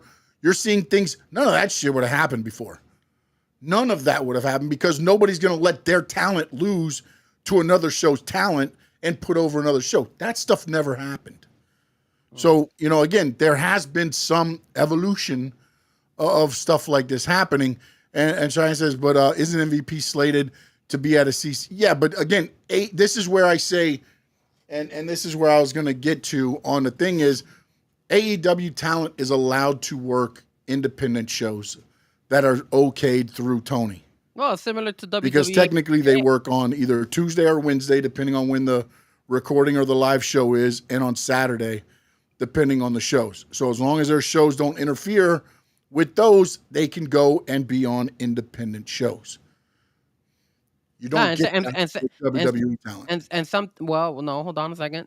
Obviously, WWE and TNA have a partnership now. So obviously, you're now seeing WWE wrestlers make their way, or at least NXT wrestlers make their way over to the TNA world. No. But I look at TNA as being on TV. You're not going to be able to go on a Saturday night to a brewery and see Damian Priest or those. Whereas you will be able to see, and again, MVP though has roots with CCW, so there is also a different because you've seen it with who was it? Who was Finn and JD when they went back to their group that they were at in England. They did a one show where they went in and it happens. There's times where they will let their talent go and do that, but you're usually not getting the Codys and those guys. And Now, and will rainy they day show up at a show? Yeah. and rainy day. I appreciate it, man. Yeah. Again, I think the problem is that I think obviously business plays a big sense. I'm not stupid. I know that. That's the main reason. But like, if it wasn't for business, at the end of the day, it it should it, you know Sean makes a good point. Their name is being wherever they go. Obviously, they represent the company. I know that. It just sucks that, let's say me and Sean are like at a show. Let's say we don't like AEW or something like that, and then they show us at an AEW show. That's gonna hurt us, right? Because we've been talking crap about AEW or something like that, or vice versa with WWE or something like that. It's just it comes with the territory. It just sucks that it's like that. That's all. That's my business. Well, the thing is, I wish it could be a wrestler that could just, hey, I'm there to support like Rhea. I'm there to support my husband. Whether they show me on camera, and I'm talking about whether they show me like they're wrestling right there, and she's in the front row just looking, it's gonna penalize her. That sucks. Is what I'm just saying. I wish it wouldn't go that far, but it's part of the business. I get it. but again, also it's a little bit of the CYA part too. You have to cover your own ass in a way. Of course, yeah. Again, I don't know what the conversation was. Rhea, again, nowadays it's a lot different. Rhea could have talked to WWE and been like, "Hey, look, I'm going to sit front row for Buddy's match. I don't know what's going to happen if I'm going to get on TV or not. I'm going to talk to Tony. I'm going to ask them not to put me on TV. But if I do, then, but again, also the other thing, and it was taped too, so they could have easily. And again, let's look back at this too. You're talking about Rhea Ripley, one of your big stars. You're not talking about Rory McAllister. They were the McAllister twins, was the team. They weren't, that tier either. Yeah. So they were kind of like scapegoats in a way because they knew we can get rid of them and it doesn't matter. Josh, that's a good point, Josh. Yeah, she should. No, but again, a lot of times that's what usually happens. They'll sit them in a suite and they'll watch. I mean, Bailey and Naomi has been there many times watching Mercedes Moné from suites. You've watched them on their Instagram and other people's Instagram taking shots of them. So again, I think a lot of that has changed, but the thing that I don't believe has changed is you don't want one of your top tier talents showing their face on competition's TV. I get it. And then we kind of diverted because of the whole Rhea Ripley being on TV and not. But the other thing was on the NXT side. I was happy with Stephanie Vacour winning. I'm glad that Julia won as well. I was a little bit disappointed with the fact that they keep feeding Axiom the same different groups, and they just keep beating these guys over and over. And I know that they're over the top, right? They're better. Fraxium, I think that's their whole. Yeah, it's Nathan Frazier and Axiom. So Fraxium. So, but I just hope, because they've been holding those belts for quite some long time now in the NXT world, and if your NXT wrestling supposed to be for improving your development and eventually, hopefully, getting them over, which you probably don't because you're gonna get cursed. But anyways, if that's the case, then I think at one point in time I do want to see that group lose the belts, and it's just kind of getting redundant that they keep winning and winning and winning without letting somebody actually like pin them. So that was my frustration with that. Yeah, I feel like they're building up to some team that's going to come in that they're maybe building or something now, to where when they beat them, it means something. And I also feel that, like, bringing in some of your main talent from the main roster, like Grayson Waller and Austin Theory, and then putting him against Obafemi, I think it hurts the product. I think they shouldn't be the main event. Remember, you want to get eyes. I'm not saying that Grayson Waller and Austin Theory should not be on the live event, but it shouldn't be the main event. They should be But they weren't the marketed main though. event. They weren't No, the main. but obviously they're contending against the heavyweight champion, so Yeah. they're making it like that's supposed to be the big fight of the actual live event. Like I don't see like if you're gonna have them get involved with something, stick them with against Fraxium. That would have been like that's your tag team belts. That's not as Well, big you as were your telling a world story where if they worked together, they could have maybe won the NXT title. They didn't work together because they can't swing more against what they're doing in the And, thing. and again, if only the only reason I would allow something like that is if I felt like Obafemi wasn't a good enough wrestler to hold on to that belt, but he's over. Like I'm No, ready he for is, but also I'm ready for him to go to the main I roster. don't think I want to see how he anybody does was there. prepared to be the contender for the title on this pay per view. So And that's a problem. That's they the threw problem. in the two because you threw Trick Williams and Eddie Thorpe against each other. Because I think what they're trying to do is wait to get to, I don't know, Obafemi and Trick Williams in a rematch at WrestleMania Or weekend, maybe Ethan Page, or but Ethan whatever lost, didn't that's he? going to be. I think Ethan lost No, against no, Ethan Thorpe. Page won. He won. Did?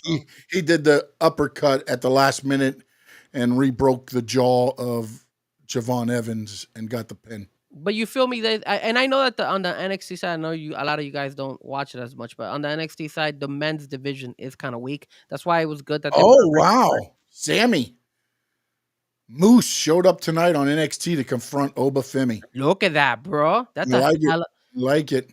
See, this See, that's what they should have done instead of having. WrestleMania weekend might be an interest. There's two pay-per-views to be on the lookout for. It's the TNA one, which is I know it's not When Worlds Collide, but I feel like it's something like that. There's a TNA pay-per-view, and then the WWE WrestleMania weekend NXT one. Because I think you're going to get a good collaboration of TNA versus WWE at both of those. And see, now that is smart. See, those type of moves where you have that partnership with TNA, you could have used that in order to, make look that's I mean, although I don't know if a lot of you guys know who Moose is in TNA, but he's great. He's a great wrestler over there on the TNA side. Size wise, he matches up okay with Obafemi. Hell yeah. It's like he's not identical to Obafemi, but he'll match up better than a lot of the guys on NXT will. It's kind of like the Jacob Fatu versus Braun Strowman type of vibes. They're both big dudes that can go hand in hand, and they could both deliver, man. They both can hang. Their physique is ridiculous, and their cardio. So yeah, it's gonna be very interesting on there. All right, we spinning the wheel. Yeah, we're going to go to spin the wheel now. Hold on a minute. I got to get this set up, so give me a moment, please. This guy, man, always. See, and now I got to get myself set up here. Man, now I got to come over here. All right, time for spin the wheel. Hold on. See, this is where we always mess up, Frankie. Hold on a minute. They can't hear you anyways. They're not even paying attention to you. Yeah, this is the part where I need to get with Finn Sammy and figure this part out. Not gonna lie to you. All right, here we go. We're spinning the wheel.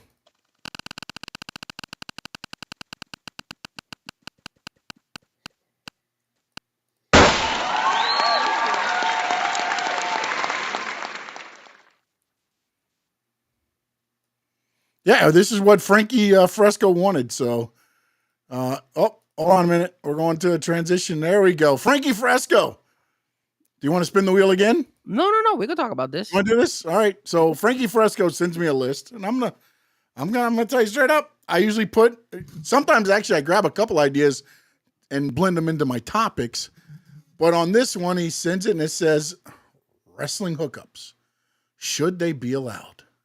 Okay. I'm not sure where this is going, but go ahead, Frankie Fresco. It is all yours. All right. So the reason I said this is because and actually, that wheel actually kind of read our minds because we were talking about, the whole Rhea Ripley being and it's a conflict of interest, right? So do you think hookup should be allowed because that could create a conflict of interest as well?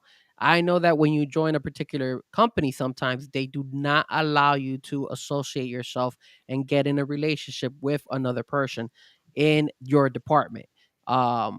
They would be like, "Hey, you could hook up with somebody else, but it cannot be in the same department that you work at. In this particular case, probably, hey, look, WWE, they're all one, they're all WWE, or like they're all AEW. So should they be allowed? Now, if you're hook up with somebody, let's say you're a WWE wrestler, and then you hook up with somebody in AEW, that's allowed because he's in a different company. But should it be allowed in wrestling? Again, we've gotten a lot of people, obviously, Malachi Black and Zelina Vega. Yeah, but most of them are already together when they're going into, or I mean, again, I don't know the whole situation of how many Okay, of them, so we'll use how many of them actually met like at NXT or FCW. Well, okay, let's And, use you know, Tiffany Stratton and Luther Kaiser that they both met, I believe, in in NXT. NXT. Yep. Yeah. So Yeah, 'cause should a lot that of be those people, allowed? they're moved to Orlando. So not only are you spending all day working with them, but then you usually go back and, again, I don't know how it's set up now, but when it was FCW, they used to have like an apartment complex that you could get better rent because, again, what you make at developmental is not necessarily the greatest. So what they did was they had, like townhomes or things where you had 2 or 3 guys or 2 or 3 girls living, and those are right beside each other and they're all in that same area. So not only are you spending all your time working together, and then maybe you go work out together, but then you're also living together.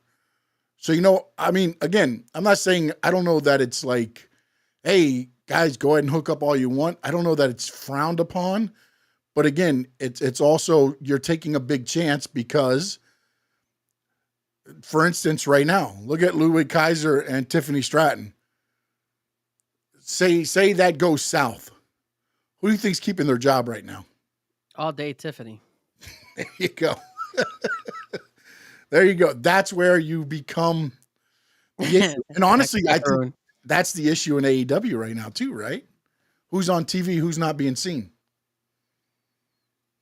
I don't know. You're asking me. I don't know what Adam Cole's on TV. Britt Baker's not, right? Oh yeah, sure, that's a good one. Yeah, that's a good one. You know what I'm saying? I mean, there's other things, and I get it. They came out and they say all the right things on social media and how they still care for each other and this and that. But if you're a company, again, business is business. Whoever's making you the money is going to stay. Whoever's not making you the money is probably hitting the road. So, yeah, that's another one. Good one, Cheyenne. That's another one. Yeah. And then again, and not only that, but it also in a way puts the wrestling company in a sticky situation because now they have to pick and choose who they want to stick with, and then you're gonna create conflict. So, like for example, now Britt Baker's gonna be talking crap about AEW. Yeah, but usually what you do is you nip it in the bud and get rid of the one you want to get rid of, so that doesn't happen. So you can't say, "Oh, the company held me down because of the situation." No, we just got rid of the problem. In a perfect world, yes. Not all the companies work the same as WWE. I think WWE does a really good job on that. But look what they did. I don't know what they exactly happened. Maybe, and there could be different because every situation is different. Andrade's still there. Andrade, I believe he's still being shown in WWE a couple times. Right? Yeah, he's been backstage with Miz he's actually on SmackDown with Charlotte. There you go. So, I just think that situation there's more to that situation than meets the eye. Whatever, I don't know what that whole situation was. But now look at Finn's post. He says, or Sammy, he says, at least WWE with Raw and SmackDown have a different road schedules. When a couple splits, they can move on from the other brand. Yeah, but from that, I wanted to ask you this, Sean. What do you think about by having all of those? You have the Edge, Lita, Matt Hardy situation. I would see that was a bad one. And then let me ask you this. By letting them hook up, they're gonna be more entitled to try to be working together at the same show. So now you gotta, like, for example, Bianca Belair and the guy from the Street Profits. But they're married. They're married. It doesn't matter. It doesn't matter. They're married. So you keep the married couples together. If they just get together, you don't have to. Could you work to try to make it easier on them? Yes, but also the thing now with WWE's only doing the live shows, the TVs. They're not even doing house shows right now. So that doesn't even matter. You're either wrestling on Monday or you're wrestling on Friday and then your pay-per-views. That's it. Until the end of April, I believe, after WrestleMania. Then they do a couple live shows. But up until then, right now, that's all you're doing. Yeah. Montez Ford. Thank you. Yeah. Ryan. Yeah. Yeah. No, I mean, you got Jimmy Uso and Naomi. Yeah. You've got, I mean, there's a lot on that whole. It's another one. Yeah. Karun, good point. Yeah, that was another one. That was pretty sticky. China lost her job. Yep. That was pretty bad. See, so that's why. This topic wasn't as You just have to be smart. Again, it's CYA. Like just like I was talking about with going to another company and being on their TV. It cover your ass. You don't know. And that's my thing on it is you just again don't do it in your business, man. Business. Pleasure. Let's spin again.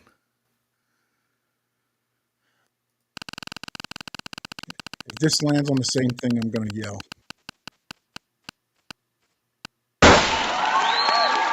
Okay, all right. Frankie Fresco. This wasn't my topic. No, this was mine. So if you had to start a wrestling company, you have to start with a feud of men, women, and tag teams. So who are you starting your company with? Am I able to choose any wrestler? Doesn't matter which. Yeah. No, you don't have to be WWE, AEW. It could be anybody. Okay, so my heel and so you said tag team. Damn, I wish you would have given me the heads up of this. All right, tag team. I messed up. I meant to take a shot of the wheel and I didn't. Women's and then men's. All right, so I wanted to start with men's, but I'm gonna hold that back. I'm gonna start from kind of like the least to not. I don't want to disrespect the tag team, but kind of like the more obviously heavyweight is more important than tag team in my opinion. So let's do the tag team. So first, a tag team. If I had to do a tag team feud. And to start off with, I would probably start off with FTR because they're right now my favorite tag team group in wrestling. And if I had to put them up against a heelish type of group, I would like to see how they would do with this guy Bull Dallas and his group. So I would put Bull Dallas and what is their name? I forget, man. I'm having such a bad day with memory today. Wyatt Six. The Wyatt Six. There, I'm so bad with this. It's because I don't have any wrestling knowledge. All right, the Wyatt Six. So that would be my tag team feud to start off. Now on the women's division, man, I gotta go with Tony Storm, man. She's just killing it. Like at this point, I feel like if AEW lets her, I don't know when her contract is up, but if her contract is up, if I was WWE, I would immediately bring her back. Even though she didn't have a good run in WWE before, I would just bring her back and just go with this Tony Storm all the way. So I would definitely go with Tony Storm. And then on, if I had to pick another woman to go up against Tony Storm, in my opinion, I haven't seen her, but I would love to see her come back. And this one's because I'm a little bit biased. That's my girl Becky Lynch, baby. I would love to see Becky Lynch against Timeless Tony, just because Becky Lynch is one of my favorite female wrestlers, and obviously I think Tony Storm is killing it. And then on the men's side, this one's easy, man. Come on, the two biggest guys I feel that are in the company that need to happen. I'm gonna do it. I'm gonna even do it. I'm not even gonna go an extra further. I'm gonna put three guys in this. I'm gonna involve obviously Roman Reigns, The Rock, and then MJF, baby. So those three guys, a feud between all those three guys in a way. If I could start a company like that, I know I would have the fans eating that up all day. MJF would kill. Imagine the Rock versus MJF on Mike battle. Like I saw that with CM Punk and it was good. As long as it's written down on his wrist, it'll be good. Ooh, bro, The Rock versus MJF, Mike against Mike. Yeah, I don't even have to see them wrestle. I just want to hear them go at it in the Mike skills. That would be amazing. So that's who I would start my wrestling company feud feuds for my company. All right, for me, it's Tony Storm and Rhea Ripley. Those are the women that I would start off with. The tag teams, I like the Creeds. I know they're not getting a lot of the hoopla that they're getting, but I like them and I like the Hurt Syndicate, man. As an older tag team, I love Lashley. I love Shelton Benjamin and MVP as a mouthpiece. And then the guys, Will Ospreay, who, if you had asked me at the beginning when he first signed with AEW, I didn't know if he had the charisma to kind of. I knew he could talk, but I didn't know if he could be what he has become. And now watching it and with what he can do in the ring, Will Ospreay easy for me, and Jacob Fatu would be my heel. So those would be the two guys that I would start for me. And the only reason I didn't go real old with that is because I think I just want to build on young. And I know it doesn't always work out that way. But to me, I think you got Lashley and Shelton as my veterans. Rhea's been around for a long time. Tony Storm's been around for a long time. They're still young, but they've been around a long time. So that's who I would go with on there. Let's see. They thought you were going to take CM Punk. Sammy said Will Ospreay, Seth Rollins for me. That's not a bad. It's not bad either. There. They also said Sean better be your first recruit. No, I don't need to go up there. Why does WWE keep releasing AOP? I don't know what their deal is with them, but somebody doesn't like them. So we'll do one more wheel and then we'll get on. And here we go.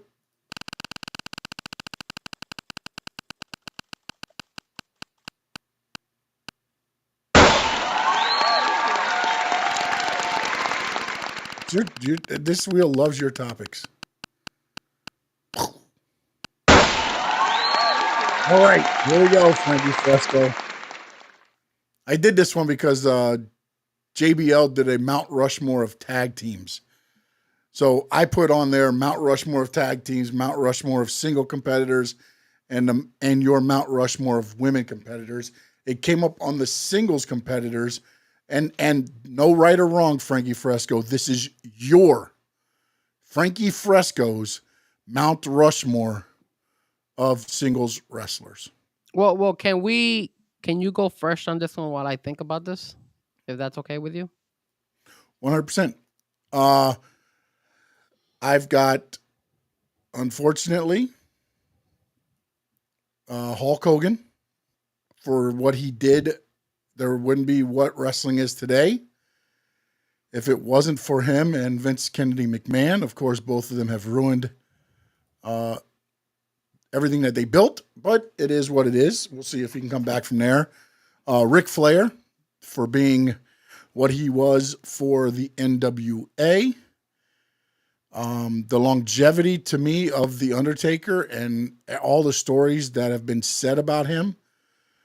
And then my fourth is just my personal favorite, the one that I always have looked up to and fortunately got a chance to hang out with him before he passed away, the American Dream, Dusty Rhodes. Those are my four.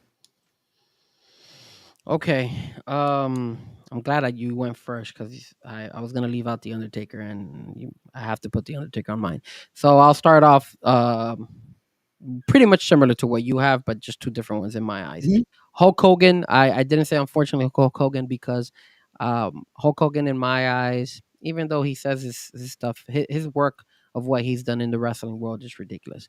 It's amazing. It's what I grew up to and what a lot of us, I think the wrestling world has evolved because of Hulk Hogan, and you say the same thing with Vince McMahon. So I would have Hulk Hogan on there. Twice, by the way.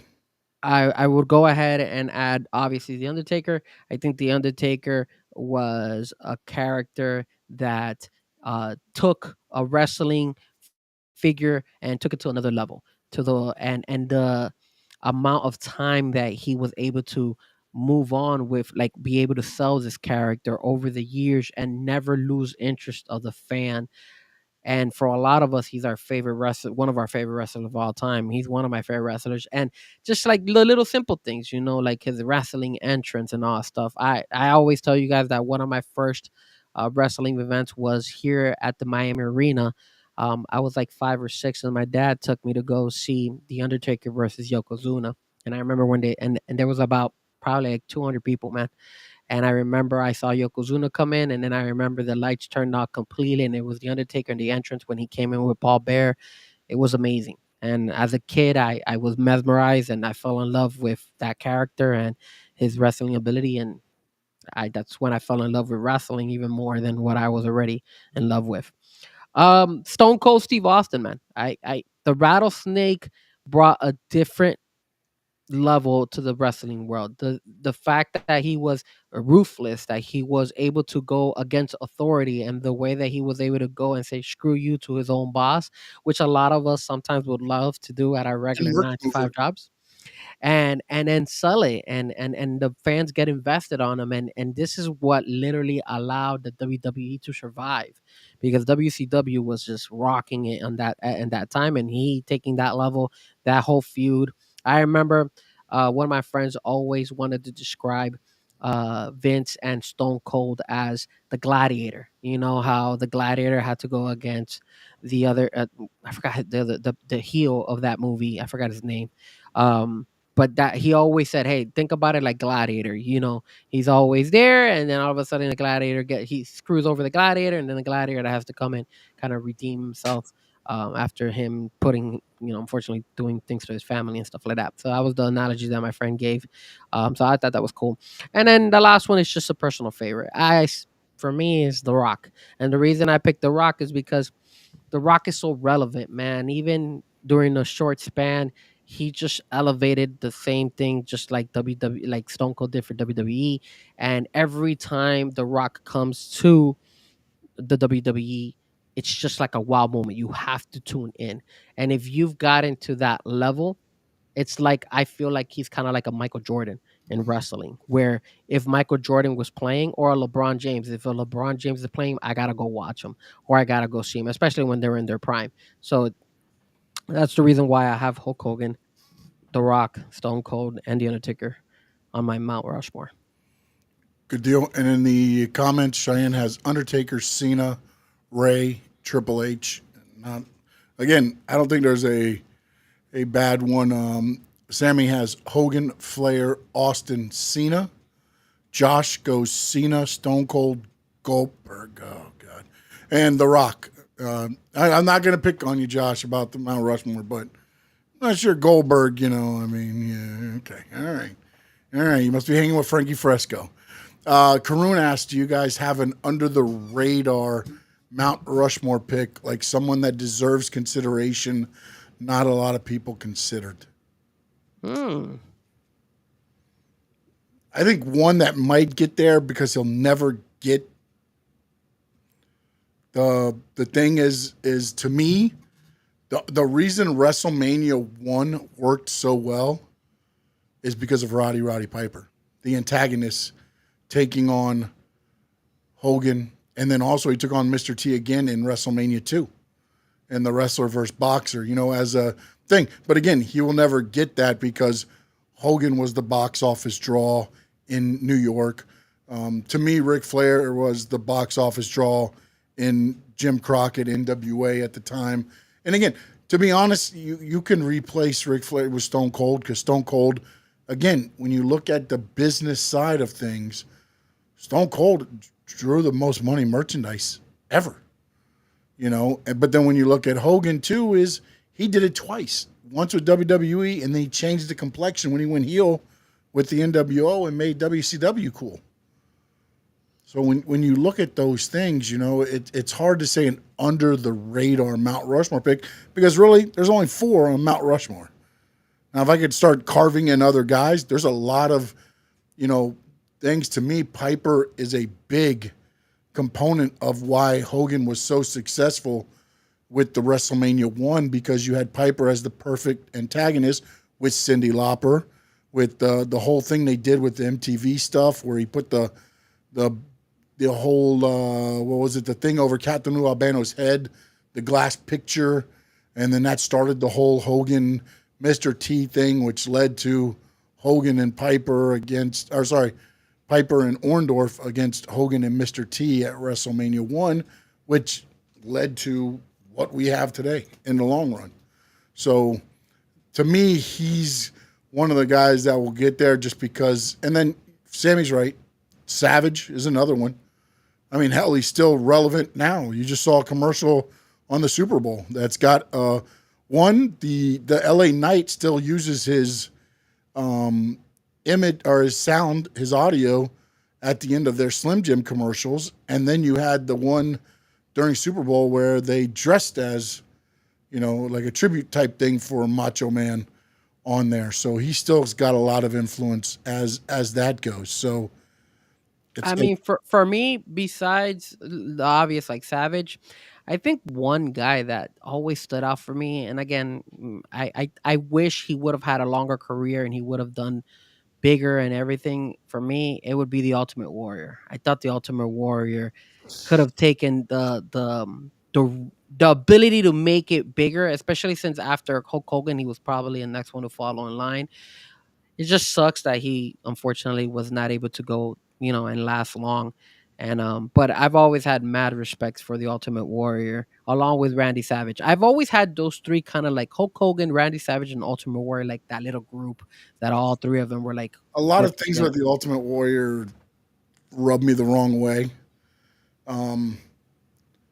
When you try to hold somebody up for money, that changes my perception of that person. I get it that he sold merchandise and everything kind of changed around and everything, but I just, you're being built by a company and then you feel that you need to hold that company up for money. But then again, too, is I heard a story on Undertaker 6 Feet Deep where he said Roddy Piper told him, "Hey, you're hot right now. You need to hold Vince up for money," and Undertaker didn't do it.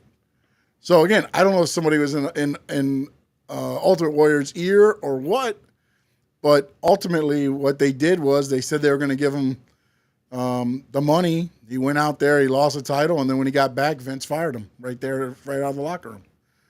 So, those types of things kind of sour me because what the Ultimate Warrior could have been when Hogan was leaving, and then you decided to do that, which I guess in hindsight it helped out everybody else because then it went to Bret Hart, Shawn Michaels, and started moving that way to transition into what we have today because those guys may never have gotten that opportunity if the Ultimate Warrior stayed because I think the Warrior would have stayed the champion for a long time. I'm assuming that if you feel that way about the Ultimate Warrior, you must feel the same way about Jimmy Butler then. Yes. Gotcha. You get paid to do your job, man. You agreed to the contract you agreed to. Play for your contract. Look, your contract expires, do whatever you got to do. But you're still being paid.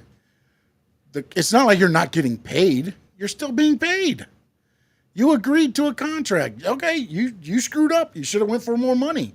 You didn't. Finish the contract you got, and then we renegotiate. Or you do it the right way and be like, hey, try to figure out a way to make it work. And I get it. There comes a time where neither side wants to budge, but to force people's hands when you're making $50 million, come on, man. Come on, bro. I can't feel sorry for you. I'll hold my comments on that topic. No, go ahead. No, it's okay. Why? We're talking wrestling. It's okay. We got 5 minutes. Go. It's okay. No, I want to hear this now. Next, I want to hear it. No. I want to hear it now. When we bring Let Me Talk to You, we'll talk about it. Oh, boy. Here we go. This guy. He's for the player. He is the Frankie Fresco. All right. State of the WWE. And again, this whole day is about us talking it out and talking out the issues we see, the good stuff we see, and everything else. Funny, nobody chose Triple H. Dude is currently saving the image of WWE and keeping the ship afloat. Also had a tremendous run in the ring. He had a tremendous run, but nothing he did. Again, the three that I chose, and I think everybody Frankie chose, changed something in the industry or brought something. Triple H was tremendous. He did his job, and he did it tremendously, and he is saving the image of what WWE is now. But that's not – Triple H was one of my favorite wrestlers. When I was wrestling, I used to kind of watch him and pattern some of the stuff I did around him. But nothing about him puts him at the Mount Rushmore. Triple H was more known for DX than Triple H. Yeah. I mean, when you talk Triple H, it's DX. You know what I'm saying? Think about it. He got into Hall of Fame first as D Generation X. Now they're bringing him in as Triple H. Oh, you know, we could have mentioned a woman too. No, I mean, if we do the women's, but that was the Mount Rushmore of singles, men. We didn't do the Mount Rushmore of women. That's on the list. I'll leave those two. There's still the tag teams and the women on the spinning wheel. So I'll leave those up. Okay. So why does people hate on Goldberg? People do not hate on Goldberg. Sean hates on Goldberg. Tell us I'm why. not the only one that hates on Goldberg. Why you hate on Goldberg, man? Tell us. Here's my thing, man.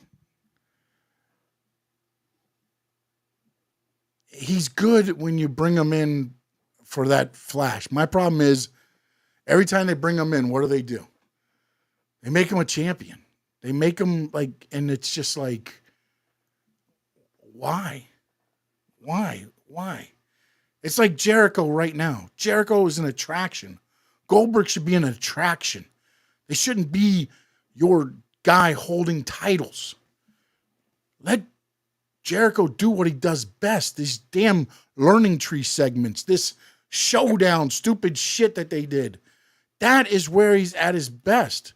Let Goldberg come in, spear somebody, hit a jackhammer, and go. That's it. I don't need to see Goldberg try to go 22 minutes with a concussion when I know that's not him. It's like Hogan. It's like Cena. They've got 5 or 6 moves. Get your move set in, end it. Done. If Goldberg was a lot younger, would you still feel the same way? I don't know. I'd have to see. That could change something. If I thought he could bring something and win the title and go for 1 to 2 years with the belt, that might change something. Yeah, but like watching him go now, it's just like bring him in as an attraction. Be done with it. I mean, he could be like Roman Reigns, defend the belt every like three months. There you go. And look what Roman Reigns is. Cat for life. What's up, my man? Sean is a cup of hate. I'm haterade all the way, baby. Haterade all the way on Goldberg.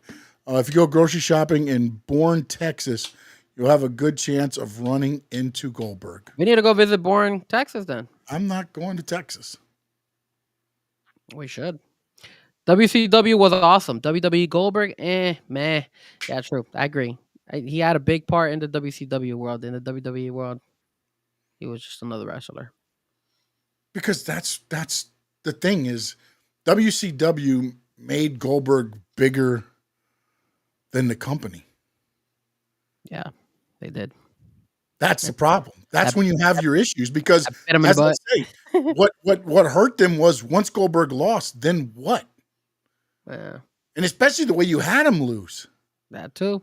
No matter who made that decision, the fact that you had him lose to Kevin Nash with a what was it, the stick, the prod with Scott Hall prodding him, Yeah. and then the thing, and then so then what do you do with Goldberg next? Then you bring him back, and he's feuding with Bret Hart, and Bret Hart wears an armor thing, and he hits the spear, and he's laying on Bret Hart, and Bret Hart's laid out, and they're like, oh my goodness. Then Bret Hart just sits up, rolls him over, and then pins him. I mean, come on, like you, everything you did to build up Goldberg, you killed that quickly. Sounds like AEW all over again. And that's what happened. They made two entities in WCW, and both they made bigger than the company. NWO and Goldberg. Both of them were bigger than WCW. When you said Goldberg, you didn't mention WCW.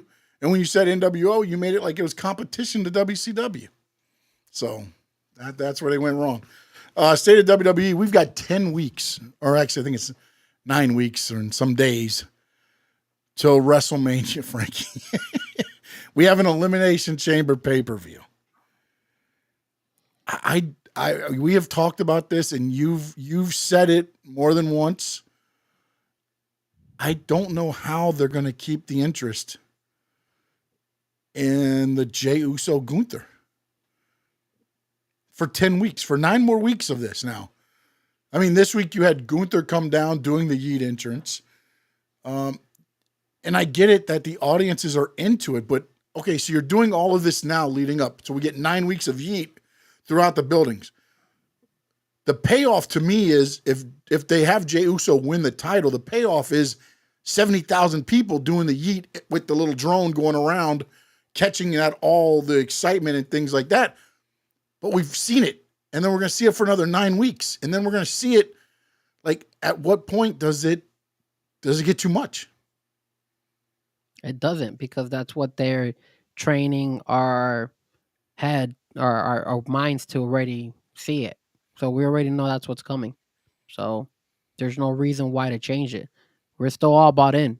So why change Yeah, it? They're but not gonna, are you seriously bought in on it? I'm asking you seriously. myself, no, I'm not, because I've already told you, I've already seen this fight, and I felt like the way that they did Jey Uso was he kept losing, and then all of a sudden now he wins the Royal Rumble by barely eliminating John Cena, and then now all of a sudden he's running it back against Gunther, and now he's gonna get over just because he has the yeet thing. For me, it doesn't work.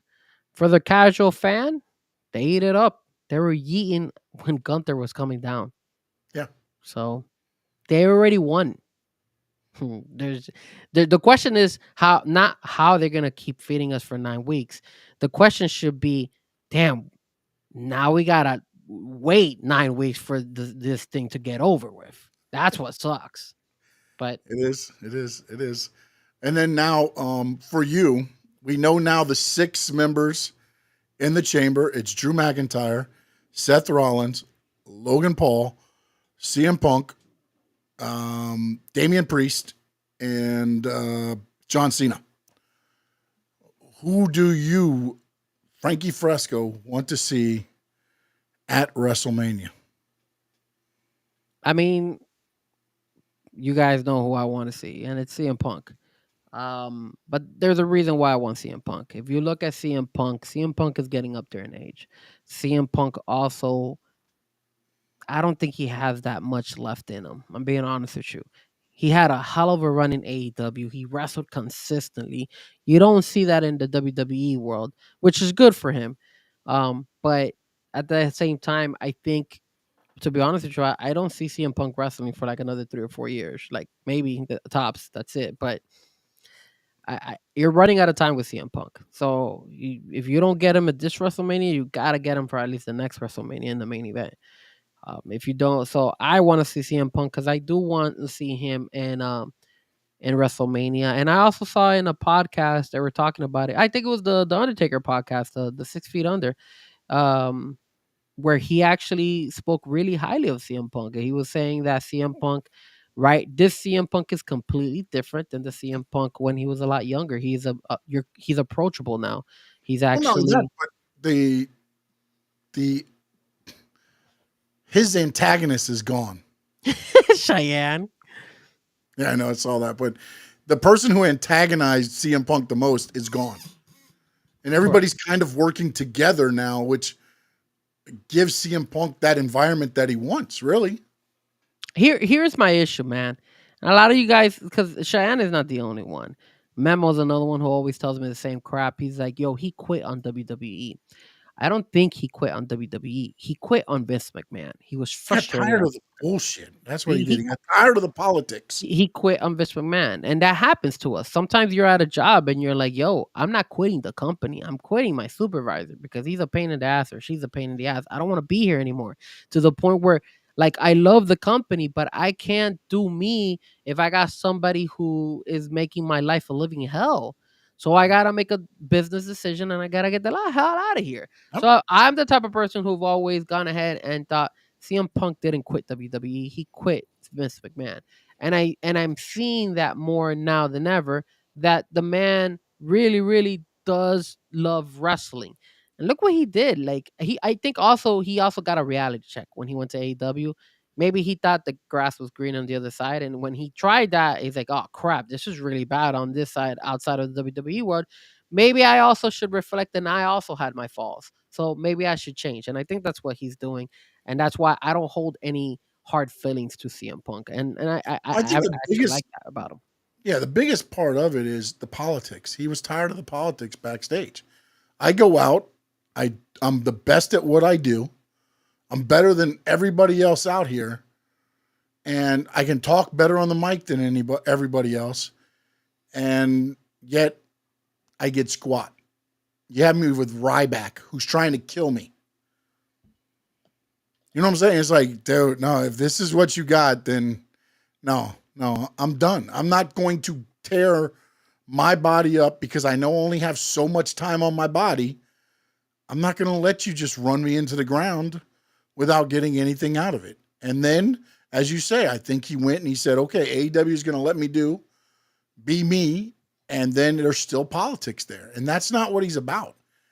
He wants to go in. He wants to do what he does best, which is wrestle and drop pipe bombs and everything else and have a decent working environment. It's not going to be perfect. It never will be. Nope. But he's about, and then also when you watch him, he goes to NXT now. He's going to be working with the next group.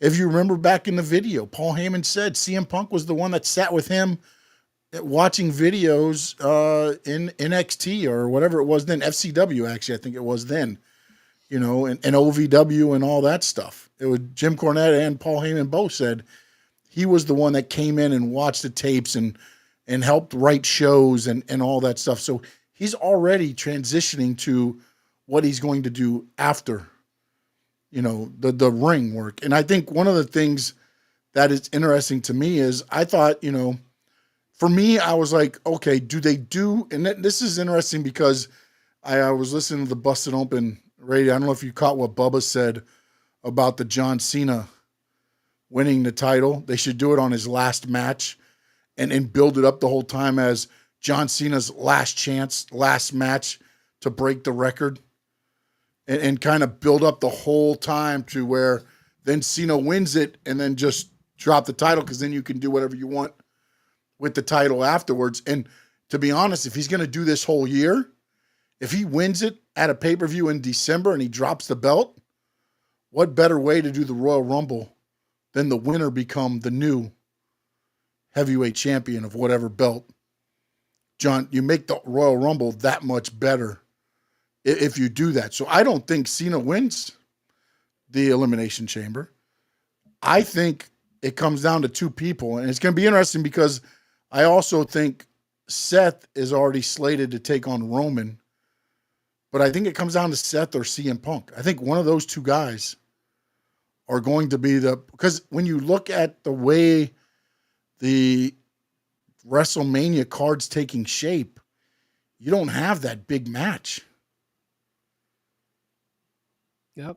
And I feel like they've got to have either CM Punk against Cody or Seth against Cody. And he said true, but in Saudi Arabia. Oh, that's right. Next year's Royal Rumble is in Saudi. That's right. I forgot. Give it to those Saudis. I forget about that stuff, man. Forget about that. So it's going to be interesting to see which way they go. But Cheyenne, yes, Seth and Roman will get a massive pop, way bigger than Gunther and Jey Uso. I can tell you that much. Yeah, maybe. I don't know though. Jay's. I feel like that place. They're going to have it set up to the place to pop with the day one. The day one stuff is going to just blow up. Charlotte, Tiffany, got you excited about that one? Yeah. I think I didn't like the way it was done, man. I wish in WWE they could curse, and I wish Charlotte Flair could have said, "I challenge you, bitch," and then walked out. Maybe that's what it is. It's just like I choose you, and she's laid out, and it's like, it's kind of anticlimactic, man. I mean, I wish she would have said that. She would have thrown that B word, but they can't say it. Maybe that's what I'm missing. Dokada, she should have done Dokada, bitch, Yeah. and then that would have been like a pop right there. But it's not. They have a lot of time to build that one up, and I think and honestly, that one will build itself to me. That's kind of like the complete opposite of the Jey Uso. Like you don't need to build up to Jey Uso and Gunther because we're already tired of it building it up. Yeah. Just let them fight. Yeah, but there's Charlotte Flair, and they could lead up and they could do really good things about it. So no, and there's time too. Again, like we said, there's 9 weeks. Even after this pay-per-view, they're gonna have 7 weeks, I think it is, because the pay-per-view's in 2 weeks, I think it is.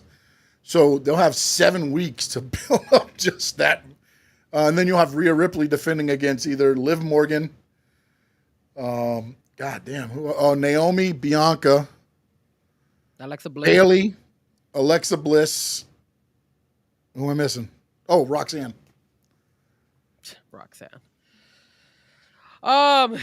Yeah, I mean, I want Alexa Bliss to win it, man. I know she just came back, but I want her to win it. And you know how they're doing those secret codes with the Wyatt Six on there? I wanted to get involved. I feel like the WWE has kind of let me down with the Wyatt Six. So disgusted with the WWE when it comes to the Wyatt Six. I really love the Wyatt Six. I think they have a huge, huge opportunity to make that group bigger than what it is right now. And they just keep fumbling the ball with those. No, once they get everybody back, it'll be back on They track. keep fumbling. But I will say this. I do like the fact that they're using the QR codes and the little signs when Alexa Bliss is there. So it would make sense for them to some way, somehow have Alexa Bliss versus Rhea Ripley at WrestleMania, and then the Wyatt Six some way, somehow gets involved. Yeah. That would be badass. Yeah. I mean, yeah, I guess Alexis or Bianca would be my two. Just because I feel like the Jade thing is going to take a turn at some point. And I feel like that's going to be the turning point. But again, supposedly she's been training at the PC and everything else, but we haven't seen her in a while, and it's like, So I don't know which way they go, but to me, I'd rather see Bianca against Rhea, or, as you're saying, Alexis against Rhea with the Wyatt Six involved.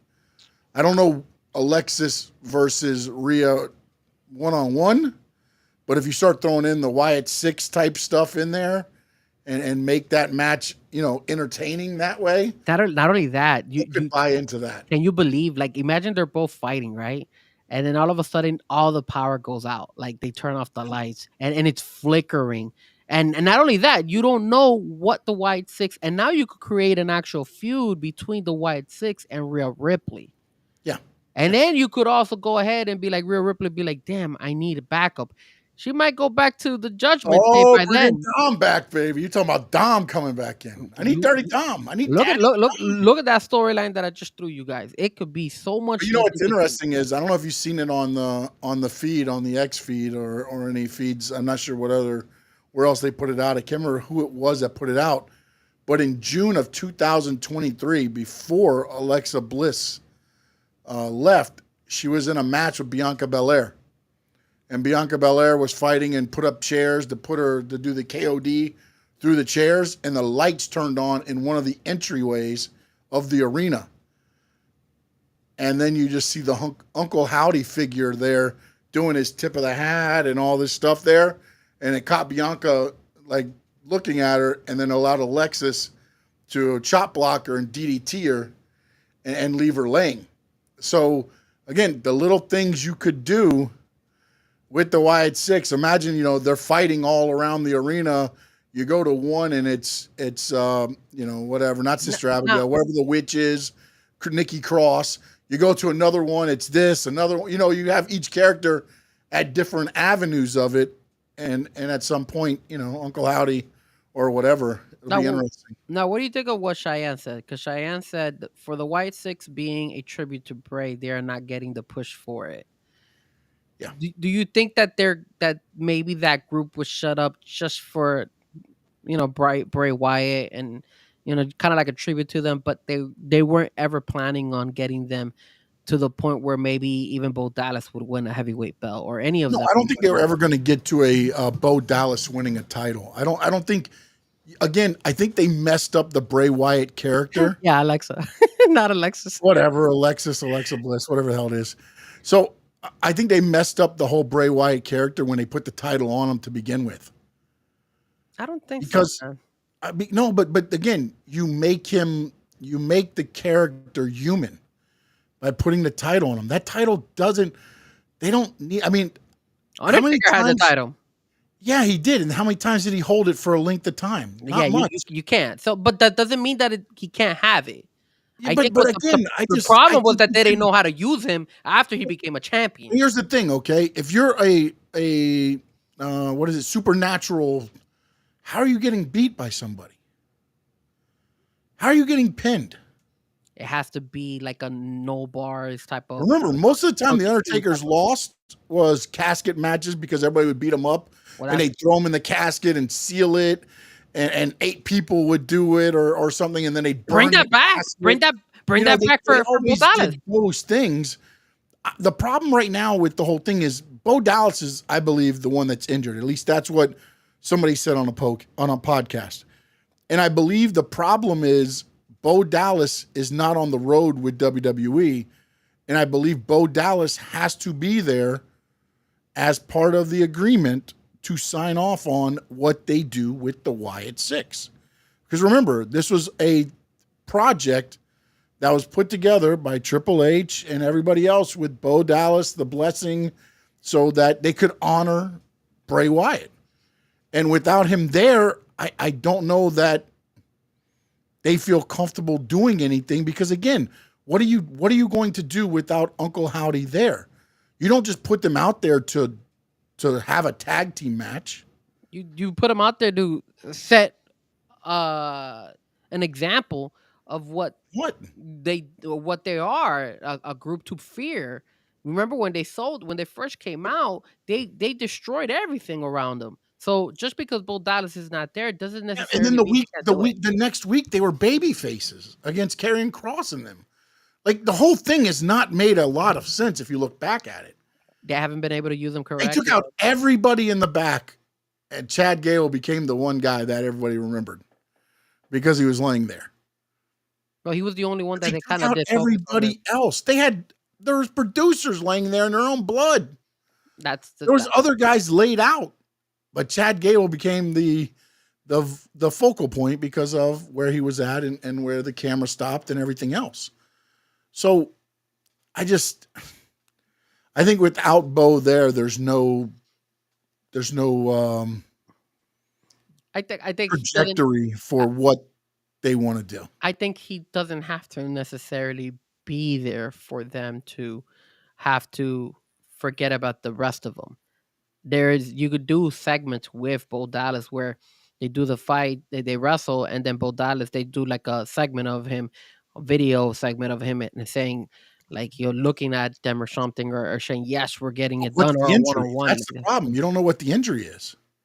Okay, but you don't need him to wrestle. You don't need Bo Dallas to wrestle right now. If he's a serious injury, he's Bo Dallas and he's sitting there with an arm up in the air because his arm's broken or his shoulder's broken, and he's sitting there like this as Uncle Howdy, that doesn't work.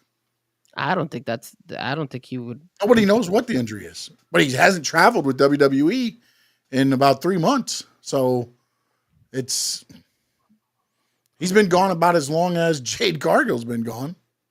Yeah. Yeah, it's just unfortunate, man. Because I really do feel Bo Dallas could get to the level of Bray Wyatt, and I really do feel that he could win a belt. Now, can he hold it? No, or he should hold it? No. But man, can you imagine like a Bo Dallas versus a Penta?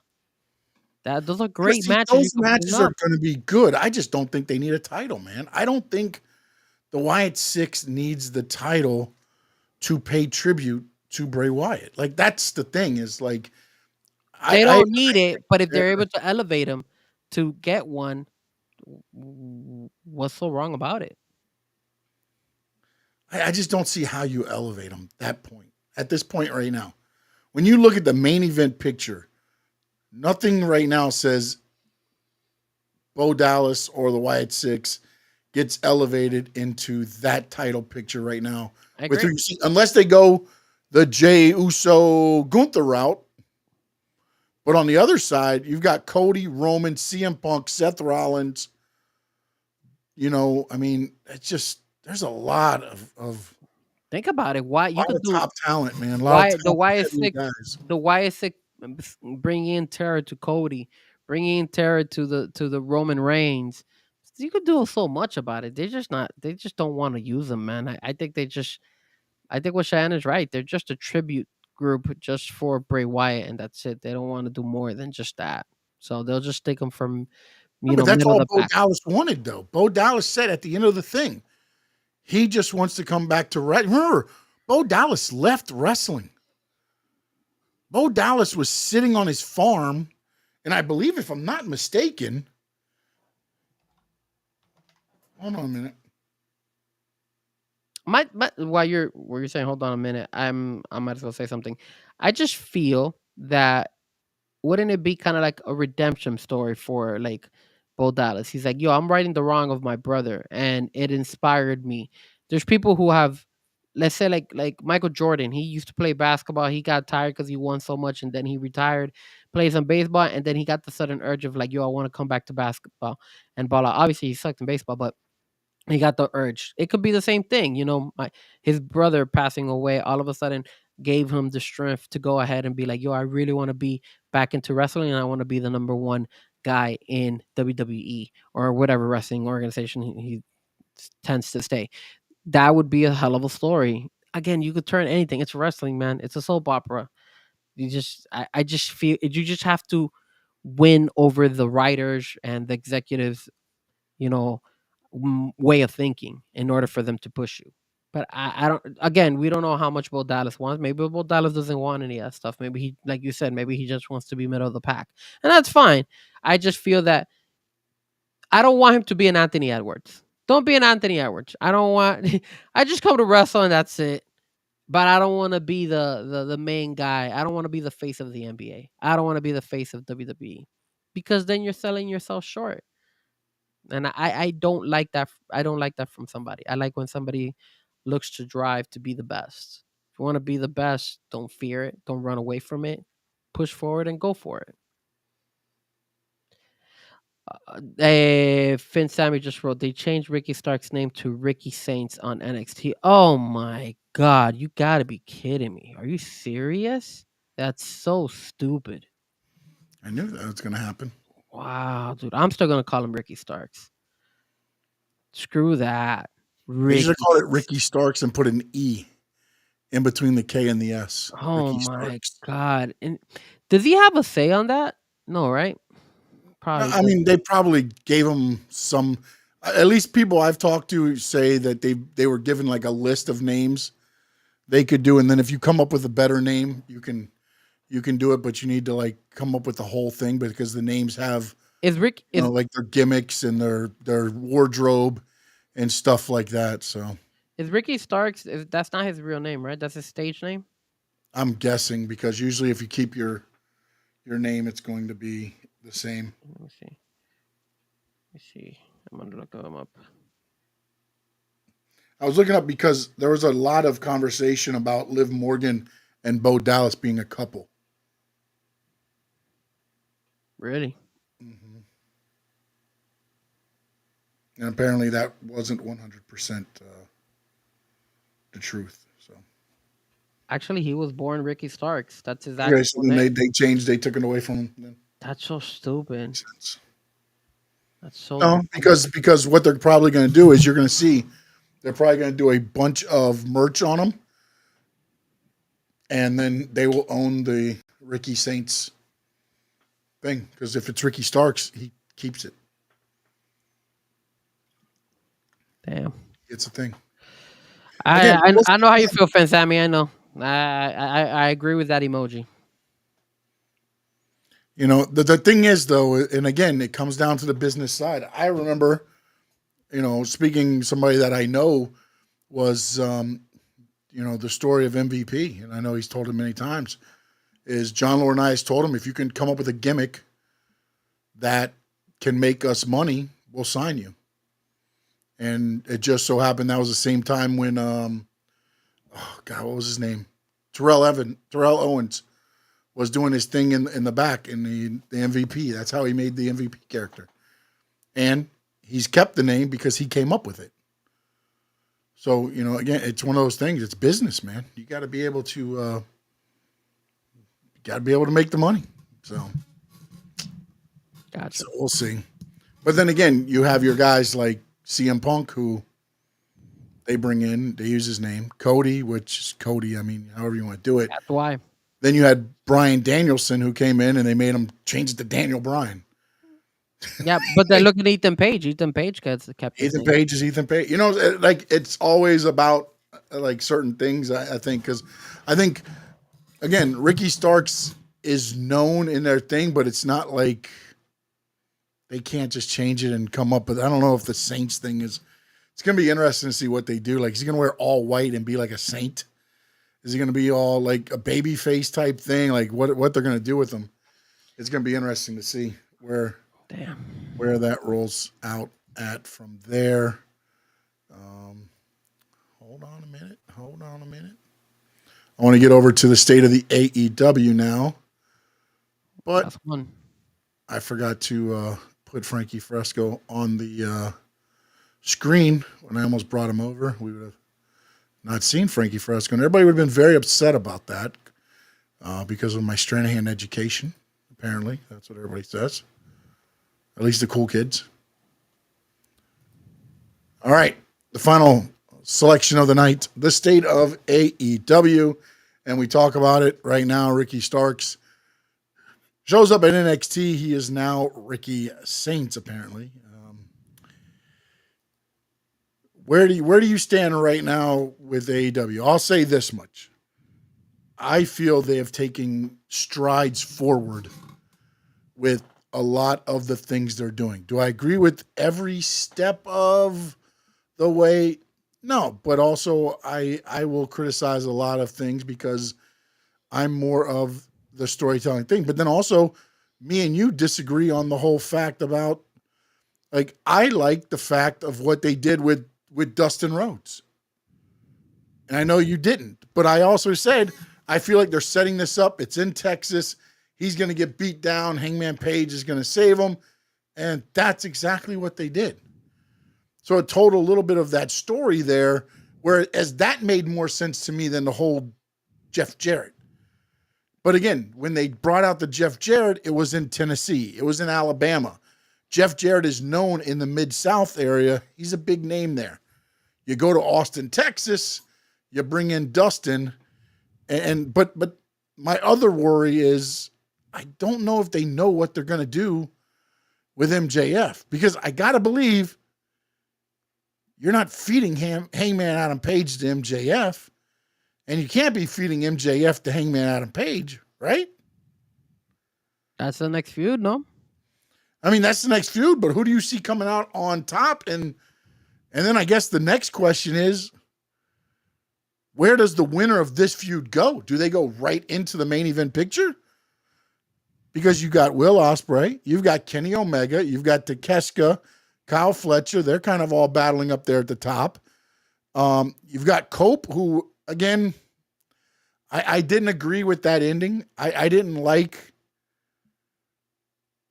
I get the numbers game thing, but, like, this is supposed to be the next opponent, and he got choked out. Yeah. For the pay-per-view. And you choked them out there. And I get it, the numbers game and all this stuff. But you're telling me the numbers game won't be there at the pay-per-view? I mean, but then you said that you like the storylines, though. No, I like this. I've said this over and over, though, Frankie. I don't know what they're doing with the Death Riders, which is their main angle. I have no clue where that thing's heading. At least they finally said why the title's in the briefcase. But then Edge takes the spike thing and tries to break the briefcase, which is holding your heavyweight title. Man, I hate doing this with NXT going on. Everybody starts throwing stuff out there. I'm like, what? I knew the Hardys were going to come back. I knew that at some point they were going to. But. No, I think it was Ringside News was actually saying it. Yeah. Well, I mean, you had a feeling that was going to happen. All day. I was happy to see Santino finally back, too. That was a pretty good little segment, too. That was good. Put Santino and R-Truth together. Oh, my goodness. Oh, so good. Look, my issue with AEW hasn't changed, man. And yeah, they try their best with the storytelling and everything, but once again, they unfortunately find a way to F it up. You know, like it just look at what happened. Like what you said, you know, you had a Cope. He was gonna bash the case with the title in it. You're pretty much putting down that title. We haven't seen that title in how long? Like that's your main. First, we were criticizing AEW because they had way too many titles, and now we don't even get to see the main title. It's like they always find a way to f it up. It's so. I feel like they're You know still what? stuck in the same situation as always. That I they're like da da da. Like all right, one day they'll get it right and they'll find a way to f it up, and then you're like, we're back to square one where they just can't they can't just figure out a way to put everything in place. They always have to find a way to screw it up. I almost feel like they're doing the Death Riders. They're trying to make them bigger than AEW. How we just talked about how WCW ended up messing up by making NWO bigger and Goldberg bigger than the company. It feels like they're trying to make this Death Riders like kind of like at first I thought they were supposed to be like the ones that kind of change it, and then you brought back Orange Cat, Orange. You had the people trying to save AEW, and then they eliminate all the ones that are trying to save AEW, and then it's like we're trying to clean out the people that don't belong here, and it just like I don't know. I just always have a problem with saying we're going to clean out the people that don't belong here. Then why are they signed to a contract? If they're not good enough to be there, why did Tony Khan sign them to a contract? Like I always hate that when the heel's always like, "Oh, you're not good enough to be in here with me." That's independent shit talking to me. That's like you get on the independent level. When you get up to that, like there should be more involved into the story than just being like, well, they're not good enough to be on our AEW, so we're going to cleanse the system. What? Well, I mean, they say a lot of things that don't make any sense. Because I remember when Moxley on that collision, like right before Grand Slam, I told you he went on this rant saying that Cope, you want a title shot, you're not gonna get a title shot. And then in the same promo segment, 5 minutes later, he's like, "I'm giving you a shot," and I'm like, "What do you like?" Again, like you ranted for for like 10 minutes that you're not gonna give him a shot, and then the last 10 minutes of your segment, you're saying, "Yeah, I'm gonna give you a shot. It's my rules, but I'm gonna give it to you now." That's stupid. So, I feel like it's the same. Nothing's changed with AEW. I feel like the only difference that has changed is that at least they're trying. But besides that, I don't even know what their numbers look like for Grand Slam. Do you know what their Grand Slam numbers look The like? Grand Slam numbers, I don't know yet. They haven't came out. I know NXT beat them on the Dynamite and NXT numbers. But again, remember, the Dynamite was recorded on Tuesday and then played Wednesday. So it wasn't live necessarily. And I can't believe that these numbers are probably going to be the greatest because, again, it was recorded and played back after the All-Star thing. So, you had your people that stayed up to watch it or whatever, but It's just disappointing. And then again, like I told you, it's like you're bringing back Will Ospreay against Kyle Fletcher. Do I really want to see that? They had a hell of a fight in the pay per this view. time it's in a cage, right, or something? Okay. How are they gonna top that match that they did in AEW just because they put a cage? I'm at the pay per view in Orlando, World's End. How are they Oh. by putting a cage? I mean maybe I guess it's just I don't know that match was ridiculous, and so it's all over again. And then the Hurt Business, I like the Hurt Business. Start Syndicate, sir. I'm sorry, the Hurt Syndicate. My problem with the Hurt Syndicate is I think it's going to happen similar to what happened to them in the WWE world.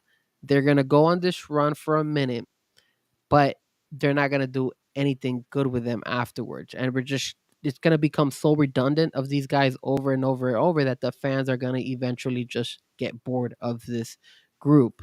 I hope that doesn't happen, but I think that's what's going to happen. Right now, they're new to the AEW world, so they're popping.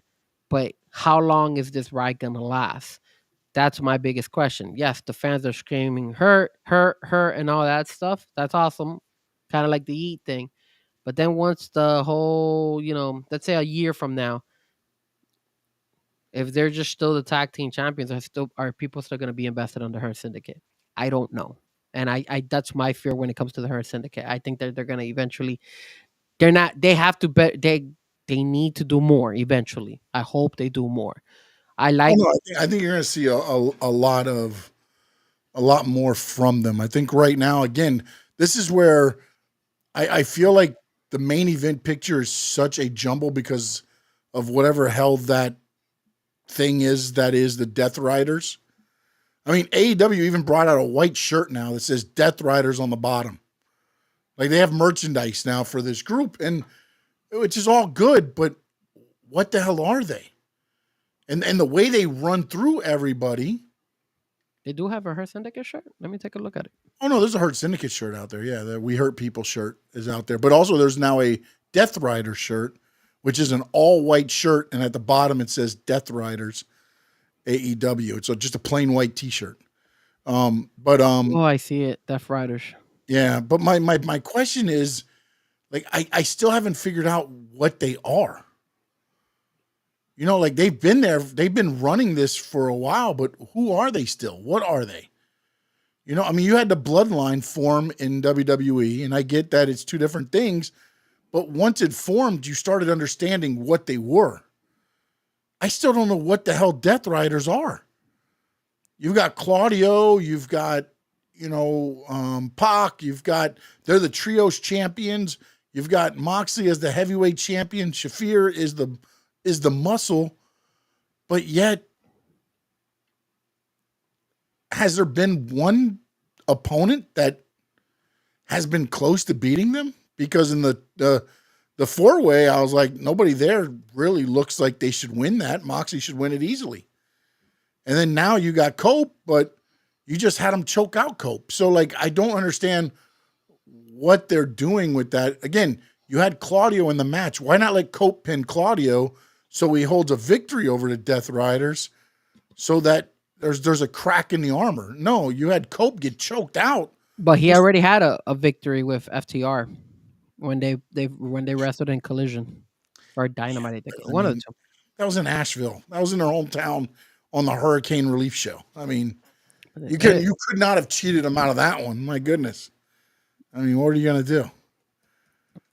But I just don't know if they know what they're doing with the Death Riders. I just don't. Because then I'll ask the chat. I mean, do you guys have a feeling? The ones that watch AEW, do you have a feeling of what is really going on with the whole thing? Because I understand the whole Omega Will Ospreay. I understand what they're doing with the Hurt Business. I'm starting to understand a little more of the MJF now that the Hangman Page thing has worked its way through. I'm understanding the trios title, a little bit more, but it's like I just don't get the whole thing that they're doing. Death Riders. And again, it's not only them. Like, keep in mind, you just ended a feud between Mercedes Moné and Harley Cameron. Is Harley Cameron now going to happen the same thing that happened to Chris Statlander that we're not going to see everybody that's first Mercedes we've talked about? What happened to him after they've lost to Mercedes? Tony Storm is the new champion. Now what's going to happen with Mariah May? Is she going to be able to hold it down, or is she going to disappear as well? It's a lot of its and buts. And then not only that, even stuff outside of the wrestling world when it comes to the AEW. We were talking about it earlier on the Saturday Slam. Little things like, hey, them going ahead and not bringing in their ring, getting a smaller ring, and Buddy Matthews talking about it. And you can't fault them on that, man. Okay, well, I'll fault them on this: them running out of merch. You're going you're going to Australia and you sell out of all your merch, and that's one of your biggest money makers, your merch. Why wouldn't you're going to Australia, you're never there? Why wouldn't you double or triple up all your merch and say screw it, and whatever you don't sell, you just keep it in a backlog because people will eventually take it to the other shows that you're gonna go to. It's like, it just doesn't make any sense. Like, these are little simple things that this company just continues to just drop the ball on, and you're like, why do you keep doing this? Why do you keep who's your biggest enemy? Yourself. You're not doing nobody. WWE is not your enemy. WWE is not the reason why you don't have the fans, you don't have the views. It's yourself. You keep messing up yourself, and it hurts AEW, and it just it leaves you wondering like where's the structure with that company, man? Like it feels like a Mike McDaniel type of run team, unfortunately, with the No, I mean, AEW. again, the merch thing is, I don't know if maybe they thought because of all of the talk, people weren't going to buy merch because of the booing, the upsetness about the refunds and what That's another thing. The the refund. whole thing is with, again, everybody thought they were getting a stadium show, and then they didn't get the stadium show, and then, oh man, damn it, hold on a minute, let me see if I can bring this up. I've got a comment from, oh man, hold on a minute, I'm sorry, man. No, you're good. All those things while you're bringing the comment, just let me just cut me off once you go in. Yeah. Um, those are little dumb things that you keep thinking, and you're like, man, why can't they get this right? Going ahead and taping it instead of going live. Come on. If you didn't want to do it live, you got Max. Do it live there. Like I probably would have tuned into Max. I probably would have purchased Max for that month just to see it live, and you get another viewer on there. Things like that, it just doesn't make any sense. Or then you know what? Do what NXT did, which is they put it before the basketball. It's just like it just makes no sense what type of direction they're going. It's just so sad, bro. Ricky Saints, yeah, Detrapio, they changed his name. I'm so All right. disappointed at that crap. So this was what Meltzer put on the radio on his show. This is a quote I took from when they were talking about the Grand Slam. He said, "This was the third biggest gate in the history of the company. I didn't get the final number, but they were at 1.3 million at least on Thursday, 2 days ahead of the show. I mean, for AEW, that's fantastic. In the end, the show was a big success. It was not a big enough success to be a stadium show, but that's a big ask. AEW is not a stadium product. It really isn't. Most wrestling companies aren't stadium products. Very few, if you think about it." Okay, so now, and I agree with him. I agree with him there. I agree with him. But here's the problem. In 2023, they did a $10 million gate at AEW All In a stadium show. Not in the States. This wasn't in the States either. Correct. So what's changed between in a year and a half? What's changed? Because that was August 27, 2023, AEW All In, $10 million gate. Then they were a stadium company. Now, a year and a half later, you're saying AEW is not a stadium product. It really isn't. How much did they do? How many tickets did they sell the second AEW All In? The one that when they brought it back, because I know it was a lot less than the Yeah, no, yeah, it was the first one. Hold on a minute. Hold on. I got to go to my handy dandy calculator. So I know they didn't do that. So it was already trending in the wrong direction as we speak because they weren't able to sell the same amount of tickets as the first one. Plus, let's keep it real. Probably when we look at that very first AEW show, that was the first time I was thinking they were going outside of the States. So it was a big deal. Number two, they had the Adam Cole thing, a thing that was running wild. They were just people were invested on it. Where even Adam Cole was doing his Twitch streams, and MJF would run and comment and go into his Twitch streams and also get involved with the fans.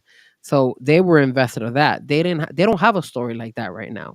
And then obviously the other thing was what was the other big thing? Because I knew they had the kangaroo kick, which was big at that time. They actually had the kangaroo shirt. I bought the kangaroo shirt actually. They had MJF fight twice, right? The main event was MJF versus Adam Cole in that AEW All In. I'm trying to think what was it. Oh, you had CM Punk. CM Punk was in that first All In where he went ahead and he fought against Samoa Joe. So you had the draw of CM Punk as well, and now he's gone. Uh, I guess the Darby Allen. I don't think that mattered. Um, So in 2023, it was 81,035. In 2024, it was 46,476. am I really freezing up? Not anymore. You started coming back better. You were going My in bad. and out for a minute. Might be At least my you're not internet. freezing up to me on my end, so I don't know if my end It didn't is look the like I one was that's freezing there. up. But you're looking at that. So now in 2024, they still did 46,000. Yeah, but notice that they didn't go back because they probably knew they were like, "Hey, this ain't going. This is trending in the wrong direction." Yeah, but I just don't understand how everything just changed. Like, what changed though? That's my problem or my question is what changed where you're saying, oh, this is not a stadium product. All right, so look, check Or this it out. was? Check this out. This is one thing you gotta also look at. So back then they had obviously what I was telling you, the MJF, Adam Cole Yeah, but storyline. that's on creative. That's not Okay, no, I get it. those guys are still there. CM Punk is the only one that's gone. No. CM Punk is gone. They also had Sting and Darby Allin. Sting retired, so Sting is gone as well. You also had the House of Black, the whole three of them facing against the Acclaim. So Malachi Black is gone. You also had Dude, probably the Malachi Black may make no difference on that card. Sorry. Will Ospreay. You were just getting Will Ospreay into the AEW world. You weren't getting Will Ospreay now and continuously wrestling. Um, and he faced against Chris Jericho in that match. You also had to draw Saraya at her hometown trying to win a belt. And you had Britt Baker in there. You don't see Britt Baker anymore. Hikaru Shida was on that fight, and so was Tony Storm. But obviously, big fans wanted that. And then you had the Stadium Stampede. You had guys like Trent Beretta, not there. Penta, Cero Miedo, not there. Eddie Kingston, not there. Chuck Taylor, not there. Uh, Mike Santana, not there. Ortiz, not there. All those guys are gone, or at least they haven't. I don't know where they're at now. I think Trent Beretta still might But be with AEW, but that goes back to what we were saying though. Is they haven't built up the investment in anybody else then. correct. Yeah, that's true. That is true. The people Because that they brought in, WWE loses people and this and that, and then they're not, they're not moving from they extended to 2 nights on stuff, man. You know what I'm saying? Like that's where and then for Meltzer to say like, oh, well, they're not a stadium product, but they were a stadium product. So what has changed? I think what he's I mean AEW, that's fantastic, and then the show was a big success. It was not a big enough success to be a stadium show, but that's a big ask. AEW is not a stadium product. It really isn't. I think what he's trying to say, maybe he could have said it a little bit better. Saying AEW is no longer a stadium product. It really isn't. That's what he should have said, because they were, but now they're not. And what has changed is what you just pointed out. Guys have left, and the people that they brought in has not been they have not sold them to the crowd and to the fans to the point where people are invested in them and they want to go watch them. Nobody's invested on Mercedes Monet So like we thought we would. in the 2024 All In lineup, it was. Hold on a minute. That was actually All Out. I apologize. The All In London. That was the one where Bryan Danielson won the title. He's injured. He's out. No, I'm saying, but that was 40,000 people less than the card you're talking about. All right, so let me show you. I pulled it up here. All right, so here's the matches. We had Bryan Danielson, obviously going against Swerve Strickland, which Swerve Strickland at that time was a champion, so they had built a really good, foundation with him, The and people final were sold. countdown. They were sold on Swerve, and then they brought Bryan Danielson to do it. They had Jack Perry versus Darby Allin, and of course, remember Jack Perry had just come back from the whole. He was like like the evil dark Jack Perry, right? He had just come back from the whole Yeah. CM Punk situation, coming from New Japan and now It coming was back to scapegoat. AEW. The Scapegoat. There you go. The Scapegoat. Perfect. That was the name of it. He had Mercedes Moné versus Dr. Britt Baker. People would have wanted to see that because obviously that's a powerhouse type of match, even though it didn't live up to expectation. You had the rematch between Will Ospreay and MJF, which obviously you had seen the first match, so you were expecting a barn burner the second match. Then you had the 12-man casino gauntlet, which Christian Cage has won, which at this point in time, he still holds that stupid little clipboard and hasn't done not a single goddamn thing with it. So another thing that they've kind of dropped the ball. They had Hook versus Jericho. That was kind of a lame match. They had Mariah May versus Tony Storm, which wasn't bad. You had Claudio Castagnoli, Pac, and Wheeler Yuta defeat the Patriarchy, Christian Cage, Nick Wayne, all those guys. I guess it was like that group. What was another one? And then you had the zero pre-show and all that stuff. Those matches really didn't matter. They also had the tag team world championship match. It was a 3-way match. It was FTR, the Acclaim versus the Young Bucks. And remember, they were always selling FTR and the Young Bucks as like, hey, this is the greatest two tag team right now in the wrestling world going up against each other. And they just, they kind of spice it up by putting the Acclaim in there. So they had investment on each of those people right now. People were sold on them, but they just haven't been able to get it anymore. MJF's popularity has gone down. We don't They've allowed it to go down. I mean, correct. they've done nothing with them, man. Jack Perry, a scapegoat. Haven't Where seen is him in a while. nothing? Not a single damn thing.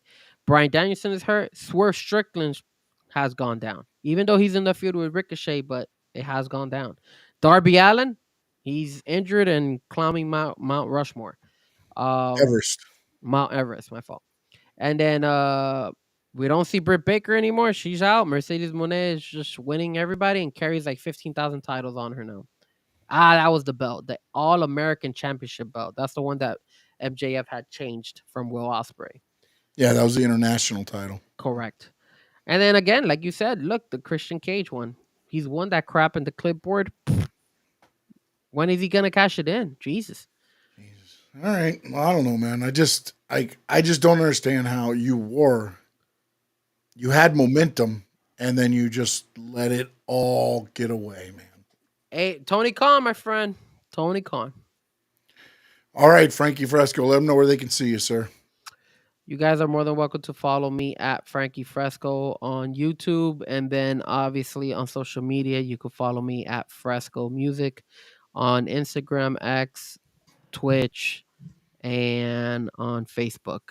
And then obviously, I have been speaking to my brother, and yes, we are in the process of bringing back Let Me Talk to You.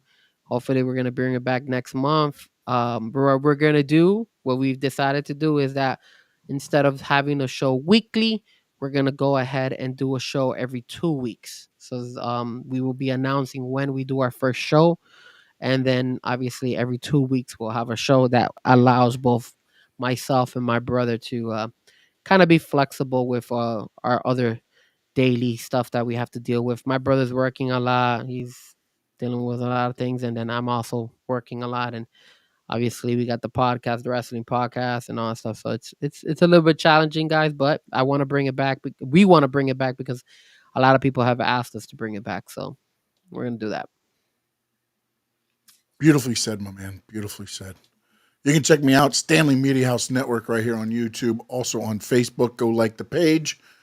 You can check me out on X, Stanley Media _11. And of course, every Tuesday, which will be next Wednesday, we will be back. Well, I'll be back. I'm not sure if Frankie's got I'll be back. plans. So, okay, you'll be here. Yeah, Wednesday, I'll be back next Tuesday. I've got a soccer match, a football match to go to. The CONCACAF Champions Cup League. The Inter Miami CF for Sporting KC. I will be there in Chase Stadium at this time, probably still trying to get out of traffic around this time. But appreciate everybody that's tuned in tonight. Mr. Fresco, I appreciate all your time that you give to me. And to us, the fans, thank you, sir. Oh, thank you for having me, man. And again, shout out to the Miami Sharks. Hopefully, we can make a comeback next week on Sunday. Tune in, check it out. Go Do the to. Sharks do fins up too, or no? No, they do not. But they have a really cool mascot, Sharky. Sharky's a really Yeah, cool mascot. I saw him a couple times. Appreciate everybody that tuned in. We had Sammy, Cheyenne. The Trapio was in. We had Josh. We had, hold on a minute. Cap for Life was in. Steven was in. Karoon was in.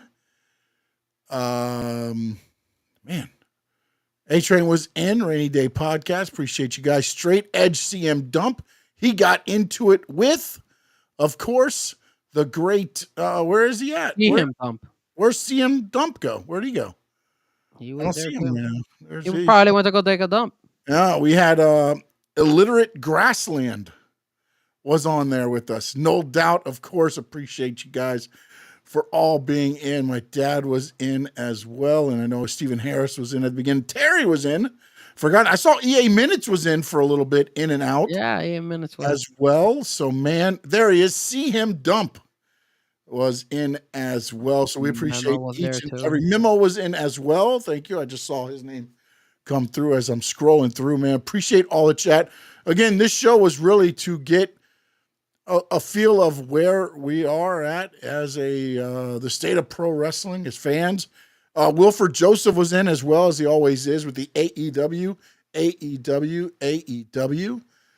And this show was just to have some fun and talk about everything that we see, right and wrong, and what we hope they can do better. Again, it is pro wrestling. Everything isn't black and white. It's not right. It's not wrong. It's the way you look at it. Frankie Fresco, any parting word? Nah, man. Don't forget to hit the like, and don't forget to go ahead and share and subscribe. There you go. Hit the share, hit the like, hit the subscribe. Frankie Fresco and Stanley Media House Network YouTube channel. Hit them both. We'll talk to you next Wednesday. We will have Dynamite on tomorrow night, and we'll see what happens this weekend. Until then, in the words of the great Gordon Soley, oh God, there's CM Punk. So long from the sun. Shine